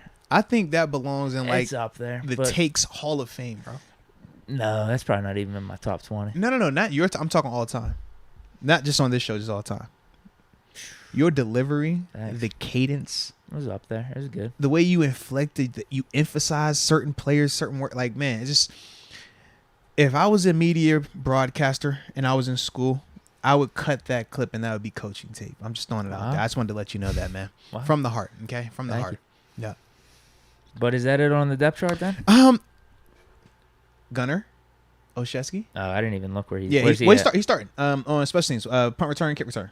How you feeling about that? Yeah, we're good. No brainer. Yeah, I like. Where do they got him on the receiver? They just have 3 guys behind, and then it was like starting 3. So that's how they did. There's not really like a real order there. But yeah, I think Gunner's a no-brainer. Yeah. Well, I mean, because he showed that ability even in the preseason. I mean, and they didn't play him in the first 2 preseason games. They played him in the Lions game, and that's starter's treatment. Yeah. Absolutely. And he did fine. What was it? Only like 1 return? Was it 2 returns? I can't remember. He caught it and ran it for like 10, 15 yards. Yeah. Looked good. Looked confident. Looked good. Absolutely. And more importantly, he caught the ball. Exactly. Can't forget that. Exactly. Yeah. I like it, man. I like it. But more importantly, I like your take way better, though. Thanks. I think we had the same take, though. But no, your take was way better than my take, bro. No. I'm all right. Your take, though? You give me your take. No, bro. Listen, everybody in the chat knows. Everybody in the chat knows that Deke had the absolute best take ever, I would say, all the time. Here's my thing, though. I'd say my best takes are the ones where I'm calling out the fake fans. Or supporting, coming in on a Monday after Ben has a good game. Those are my best takes. Those are the classics. When does Ben ever not have a good game? Come on, bro. Fair. It's everyone else. Absolutely, man. The fake fans. It's everyone else that the has fake a bad media, game. the fake coaches, the fake players. Absolutely, bro. You know this, man. Heck yeah. Let's go. We all know it. Okay, back to Super Chat. Yes, and then after that, we'll be on the final one. Heck yeah, man. All right, I should be good on the chats here too. Let's go. Hey, MAJD, he said he seen my vid. They had my little. I don't even know what they were doing. They had put the OG mic'd up version, man. Me and was playing Derek Carr with the Raiders. Yeah, he was talking about it. I was like, yeah, man. Where'd that pop up at? Bro, it was on IG. Literally, man, my daughter of all people, like if somebody you know them like sports accounts. They pulled up like all of the like throwback stuff. Yeah, the throwback like mic'd up joints. So they pulled that one up, and my daughter. And you're mic'd up. Yeah. So it was one of my ones. It was one of my ones. It was a fun one. Home? Yeah, home one. Mm-hmm. Yeah. So that's like when I said, Landry came in, huh? Was that the Landry one? Like 2015, 16. That might have been Landry. That's the only Raiders game I remember. That had to be that one then. Yeah. It had to be that one because that's the year when Carr was like trying to get the MVP and stuff like that. Yeah. But yeah, my oldest, man, she's like into the football thing right now. She's watching games. She wants to sit and talk with dad about some sports. I'm like, all right. That's what a safety was the other day. I'm like, what? So when she's seeing this, she thought I was like kind of cool. was like, There you Dad. go. Because she's like, yo, Dad, I be You watching. got that clout. She was like, Dad, I watch YouTube and you seen these mic'd ups. And I told her like last week, I was like, man, I know about the mic'd up, but I ain't tell I have my own mic'd up. I was like, y'all familiar? And then she just casually said, was like, Dad. It's like, yeah. I got to find this clip. Hit it with that one. It's like, yeah, I guess your dad isn't all the way washed. All right, official momentum brings up an interesting one here. Well, actually, never mind. It is interesting though. Still, It is. I don't know because it is whatever you want it to be. How about that? No, I if thought you he want was. it to be interesting, it can be interesting. If you do not want it to be, if you want to alter his comment, you I do can want to alter his comment. Actually, it's whatever you want it to be today. I want to alter his comment. Listen, he says most interceptions. # Mitch. # Mason. # Pickett. The reason I didn't find it as interesting as I initially thought because I thought he was going to compare Mitch to like the AFC North quarterbacks or something like that. Who's going to have the most interceptions? Yeah, but like, that's what you mean. I mean, Mason's not going to play, so he's going to have the the least amount of interceptions. And if they transition to Kenny, I doubt that they. It's all about who plays the most games, most least games type of thing. Yeah, but I also think of the timing of it, like the way that we're gonna call plays with Mitch early on. I don't think if Kenny was starting early on, we would call the same type of stuff. You know what I mean? Like how we saw even in the preseason, like the first 2 games for Kenny, it wasn't a ton of we want him taking shots. It was time and it was protected. Third game, we saw him taking a lot more throws downfield. I just don't know how they would handle him in the regular season where the stakes are higher, where you have to do it a lot more, where there's way more going on in contrast to how Mitch, he's going to get these opportunities early on. I think the offense will be a lot more opened up for him. Because actually, I think there's a case for either Burrow or Lamar Jackson throwing the most picks. Burrow had 14 last year. Lamar was in the double digits. Yeah. Just because I could see Mitch potentially playing it more safe because that's what he did in Chicago. Absolutely. Not as much of a gunslinger. Mm-hmm. If we were to do the AFC North comparison. He's the opposite. Like, if Kenny's considered a gunslinger, Mitch is not a gunslinger. Mitch is definitely more. I saw him slinging it out this preseason, though. I mean, with the Bills, too. I think he might be opening it up a little bit more. No, because even going back to the Bills stuff, it was still not a lot of reckless shots that he was taking. Like, when he talked gunslinger. You're talking about reckless. Like, when we speak gunslinger, we talk 7, we talk Favre. Yeah. Like, where it's like, bro. Yeah, it's like, bro, it don't matter what the coverage is. I feel like my arm is better than what you got over there. Like, that's gunslinger. Mitch, he wasn't doing that in Buffalo. He was opening it up more, but he was still calculating. I guess my point is he was taking shots downfield in the preseason, which I like to see. But I guess what you're saying is like it was calculated. Yeah, it was not this like even when we watched Josh Allen, like Josh be back that thing, whatever. All right, like 5 wide, just go out there and run something. Give me time. Yeah, that's not Mitch game. No, I get what you're saying. Yeah, so I mean Brissett, he's going to be splitting time with Watson. Yeah. I think he's more conservative than Mitch. Yeah. So I'd say between Burrow and Lamar Jackson throwing the most picks. That's in the AFC North. Yeah. And I think it'd be a different conversation a year from now when we know Cleveland's going to have the same starting quarterback for the whole season. We're going to have the same starting quarterback the whole season because right now it's still up in the air. Is it Mitch the whole time? Or are we going to go to Kenny at any point in time this season? So, yeah, I think like that'd definitely like clear that up. Unless you just think Brissett's going to play bad and he's going to throw picks. I don't think, but to that extent, I don't in think 11 games to where it's the most in the AFC North. Yeah, that might be a stretch. And they go with my dog Dobbs in anyways, man. You know that. Oh, how about this? Dobbs starting week 3. Don't trip. Good transition. Official momentum. Better QB. # Dobbs or Baker. I mean, you got to go Baker. It's debatable. You know Dobbs, my dude. I think the conversation would be is if Dobbs was actually, you knew he was actually starting 11 games. You could say like who will have the better season. Yeah, because Dobbs, you could maybe say he has more around him. Mm-hmm. He has an offense that could be more tailored to him. Yeah, I mean, I'd still probably go Baker. It's Baker. I'd lean Baker. It's Baker. I don't know. It's Baker. Fish momentum. Deke, you and Moats are a real one. Support Deke Diggler. There it is. He also says thank you all in general for the #1 podcast in the nation. Oh no, salute you, man. And it's only #1 because of Deke. Thank you. Deke makes the show. It's a team. No, man, I'm all right. We got to stay humble out here. I'm all right, I want us man. to be humble. Oh, all right. You want us to be humble? Yeah, okay, we'll be humble then. We'll be humble. What's the team? It's just you're TEA. I'm just the M. There we go. Yeah. M for Moats? Yeah. Derek Nelson. Deke, you asked if you needed to bet anything. I asked what you wanted to bet. You said, let me think about it until regular season. Sorry, I thought it was sent earlier. Okay. So here it is then, man. Oh, he's putting up $300 in merch. He said he'll buy $300 in merch. So what you putting on? $20. Time out. What about the hair? No, we're good. It's a whole year thing. You're not cutting it day one. You'll be cutting it during the off season. You was going to cut your hair for Pitt versus WU week 1. Think about that. That was off of 1 game week 1. This is a full season sample size. This gives you longevity. This gives you hope. That's all I'm saying, man. Mitch could throw 9 picks in the first 2 games and then go 30-1 with touchdowns to picks and you be good. You see what I'm saying? You got a chance. It's just tough because here's my thing. The whole hair bet is like, okay, I'm going to shave this the next day or 2 days. I don't know what my mindset's going to be like at the end of the season, if I'm going to want to shave it or not. You get what I'm saying? Like, I'd rather put the hair up for Steelers Cincy. Like, I know what I got to do right after.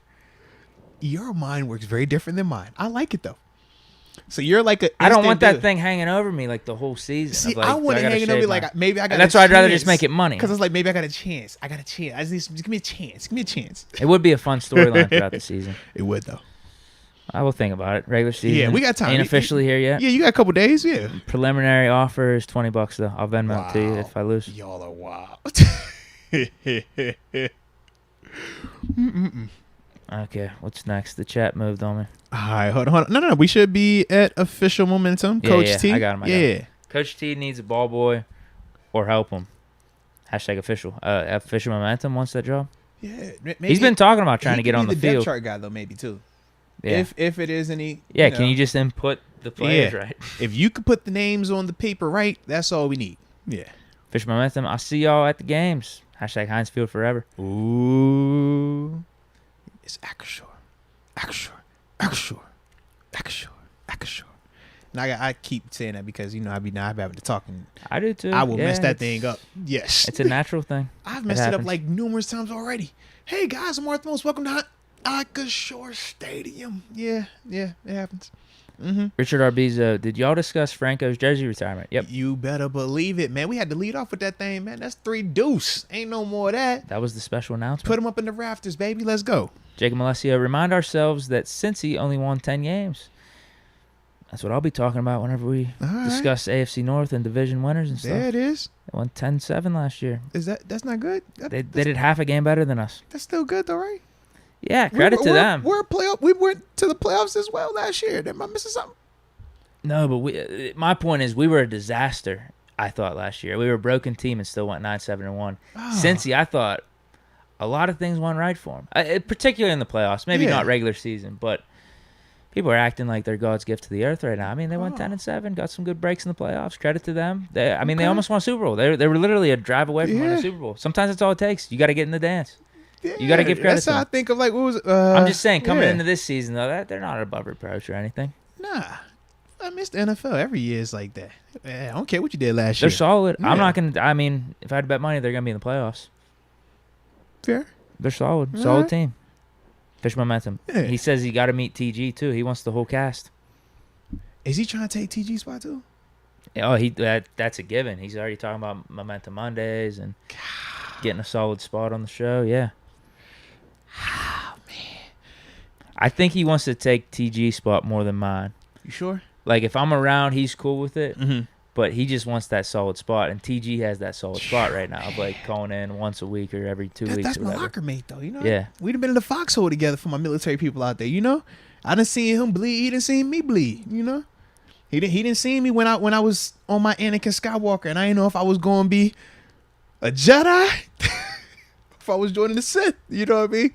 He seen me during that time, Deke. I was lost. He saw me. He saw that change, man. Before it was light colors and smiles, you know what I'm saying? It was hoodies and bandana. It was a different look, you know? That's all, man. Yeah. Yeah, we can't replace TG. Yeah, man, that's a staple. Hard. Yeah. Every time I be forgetting, he be reminding me like, yo, Moats, remember. Is he not calling in this week? When's he calling in again? No, funny thing. I can't make this up, bro. He texted me at 5:40 this morning. TG's my dog. This is the first time in a long time that I was about to hit him up like, bro, we need to have a conversation, man. You can't be hitting my line this early, bro. Like, unless it's life or death, do not hit my line this early, bro. You know what I mean? And you know what the text said? I got to holler at Deke. I say, bro, I text you Friday. I text you Thursday night. We had all weekend. He had his chance on Friday. We had all weekend. He never said it. That man texts me at 5:40 a.m. this morning. Wow. This morning. I got to holler at Deke. I said, yo, are you serious right now, bro? So, yeah, he'll be on tomorrow. You'll get a chance to rap with him tomorrow. Man. I said, okay, I guess I get, you know what I'm saying? If you want to come up here, you know, but just know. Just know. It's H2P. So, yeah, it's big H2P energy. Big H2P. But he hit me up super What happened early. on the field speaks for itself. Bro. I don't even know if I need to talk. We should just have him more or less explain what happened. Explain it. Because he was talking big. He was talking big, man. Oh, man. He was talking big. But yeah, I told you my energy. I felt like we should have beat him by double digits. Mm-hmm. For it to get that close. I still can't believe he hit me up that early, bro. Wasn't the best of sights, but at the same time, you come out of that with a dub. It's like Steelers-Ravens. I would agree, man. Just try to get that dub and get out of there. I said 5:40. I'm 5:54 a.m. There we go. Yeah. I got to talk to Deke. Exclamation point. That's a good teaser for tomorrow's show. There you have it.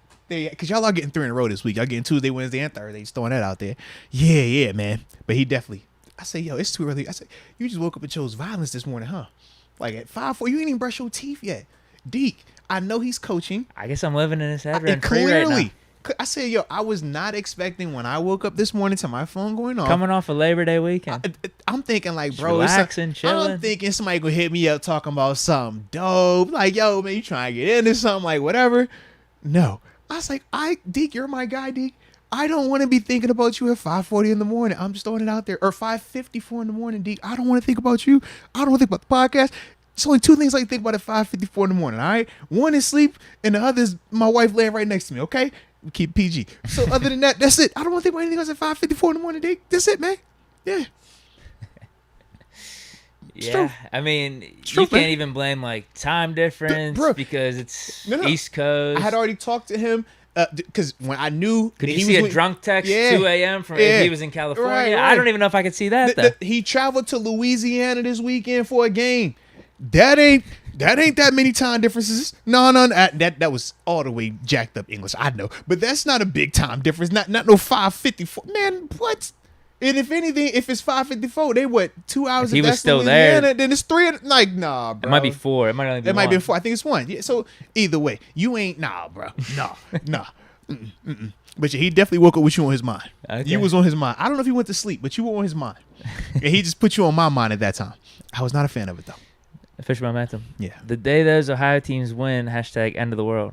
Talking about Cleveland and Cincy. Oh, good. I think it's talking about Ohio State. Yeah, because neither of them have Super Bowls.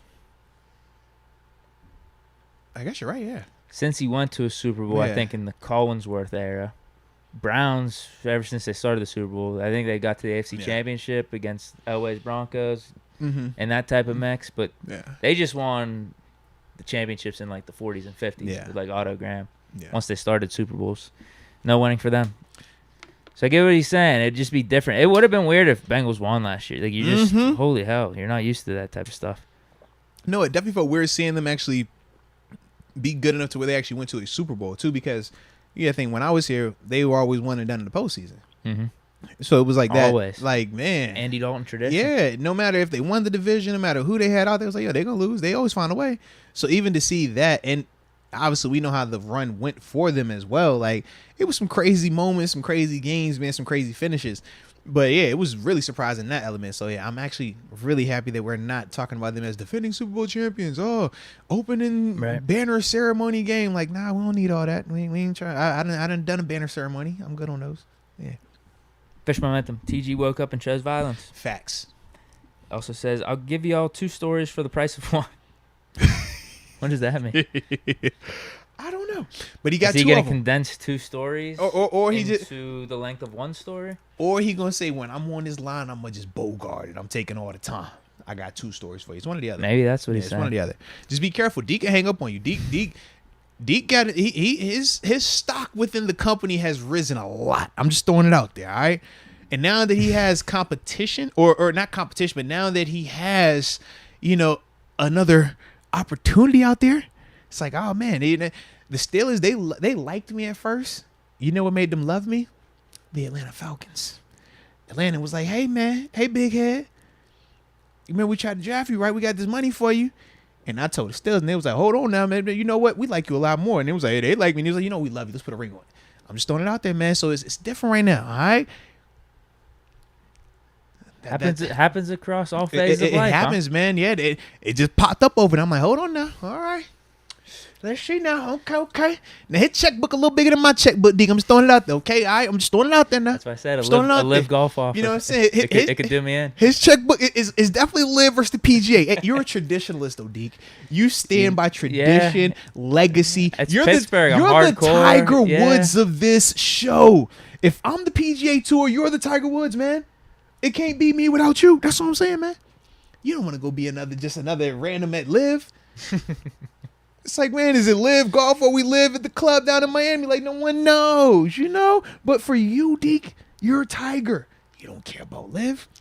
You turned down that $1 billion offer to stay here with the PGA, man. Rock solid dude. I like you, man. That co-host, though, you can't be wearing my pirate hat. Do not be wearing my pirate hat next time. If that's the only issue, I will personally communicate with the people that need to be communicated with to make sure that gentleman does not have that same hat on again, all right? If that's what it takes, Deke, I'm going to... Benjamin, Ben, you know who it is. It's me. All right. If that's what you do that way. Maybe right. I need to wear it more again. All right. I've been wearing this Steeler one a little bit. That White Pirates one. That's what it was. I've been messing around a little bit with too many hats. Maybe I got to get back to the black and white pirate hat. That's what it was, bro. That's just what it was. walk in. Man. It's been a vibe, bro. This was a blast. It's been a vibe, man. Yeah. All right. So it's 6:40. We technically have one topic left. We do. Oh, yeah, we do. Have. Holy Technically, hell. yeah, I totally forgot. I forgot about that. I totally forgot to tell you. I was like, oh, yeah. So, and my issue is tomorrow's show, we have to go early. Not early, just an hour early. But we have a hard 5 o'clock stop because my little man got a game tomorrow. 3 to 5? Yeah. So that's why I'm like, man, is that going to be enough that we can squeeze that in there? What about Thursday's a free-for-all show a little bit, right? The sense, NFL picks. Yeah. I mean, we have some other stuff up there, but you did? We might. No. Thursday low-key could work for this. Could that be a nice thing to add on to the picks? Let me double triple check real quick. I like how we talking like we ain't on air right now too. Hey, man, y'all just go roll with us, man. I'm looking at your computer. You see it, right? I'm trying. So yeah, and no, we be straight then. Yeah, we get tie it on to the final prediction. Yeah. Okay. That'd be fine. We do it then. Yeah, that's perfect. All right. I think it works. That works then. Yeah, it's a good topic that can be done. Absolutely. Between now and as long as it's before the season starts, before really. The season, but as long as before the season, we're good. So that's what we'll roll with it, man. Look, I like how we work together like that, man. See, you don't get to work like that with everywhere, you know what I'm saying? But like here, man, we include you in all the planning and the decision making. You know what I'm saying, Deke? It's a little different. You know what I'm saying? Like you have a voice. You know, right? We give voice to the voiceless. Remember that, man. You got a voice, bro. You got a voice. I don't know if it's a voice everywhere else, man. That's all. Fair. Yeah. I like your voice, though. No, everything's good here, man. Yeah, man. Your voice is amazing today. I don't know if you... Thank you. Is that a new microphone or something like that, man? Your levels No, it's the same old super one. crisp, bro. No. Super crisp. Top notch, man. Top notch. All right. So, I think we are all caught up on everything. We got supers done. We had one that just popped up. All right. I think it was just one. Yeah. Yeah, Young Poppy Benito. Yeah, I think it was just that one. Would love to hear y'all call a game the only way Deke and Moats can on Mars. # blast off. Hey, bro, that would be a vibe. Oh, it'd be such a vibe. Maybe in the future, though. We'll see. Set that up as like a special experiment. Yeah, we'll see, man. I don't know how. That'd be cool. I don't know how we could pull it off. No, essentially, it would be like what we're doing right now, just live reacting to it. But the thing is, would we be calling it though? Yeah. Like would I be throwing it to you on a play-by-play or something? I think that could be hilarious. We could. Like I said, the only issue is two things logistically: timing up what we're seeing with our talk versus where the other people are watching, because we know we want to be able to just like stream the game live on the show. People have done that before with the radio. Yeah, they have. Yeah, I just want to hear Myron Coop on the radio. I'm muting the main TV, and sometimes it's off. Maybe you just don't care as much. Yeah. You're just like, I want to hear how these guys are calling it. Right. So it's like we got some options with that. Yeah, but it would have to be in the moment too. Because you could do just the watch party of just like sit and react. Because that's what we do for the drafts. The calling thing could be hilarious. It would be though.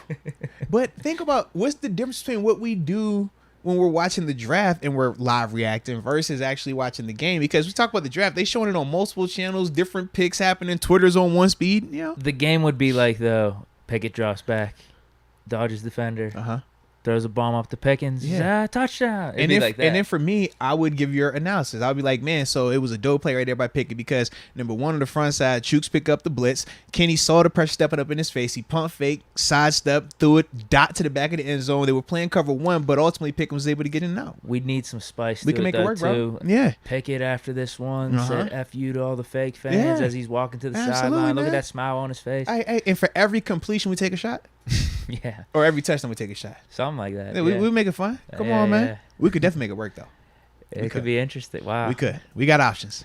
We got All options. right, we got official momentum. One more saying stories tomorrow, Thursday or Friday, up to Deke. You heard what that man We're said. not here on Friday. Yes, very true. We're not So here definitely not Friday. Yes, definitely not Friday. But other than that, man, stay tuned. Just stay tuned. Stay tuned. Yeah, I like it. So, Deke, if that's okay with you, I was gonna end the show. If that's all right, are you okay I'm with? ready to go. Yeah. Are you sure? Not a minute longer. No. All right, just checking in. No, this is perfect. All right, ladies and gentlemen, Deke said that's enough for today, and we greatly appreciate Deke for all his support, all of his commitment to this podcast. It means so much to us.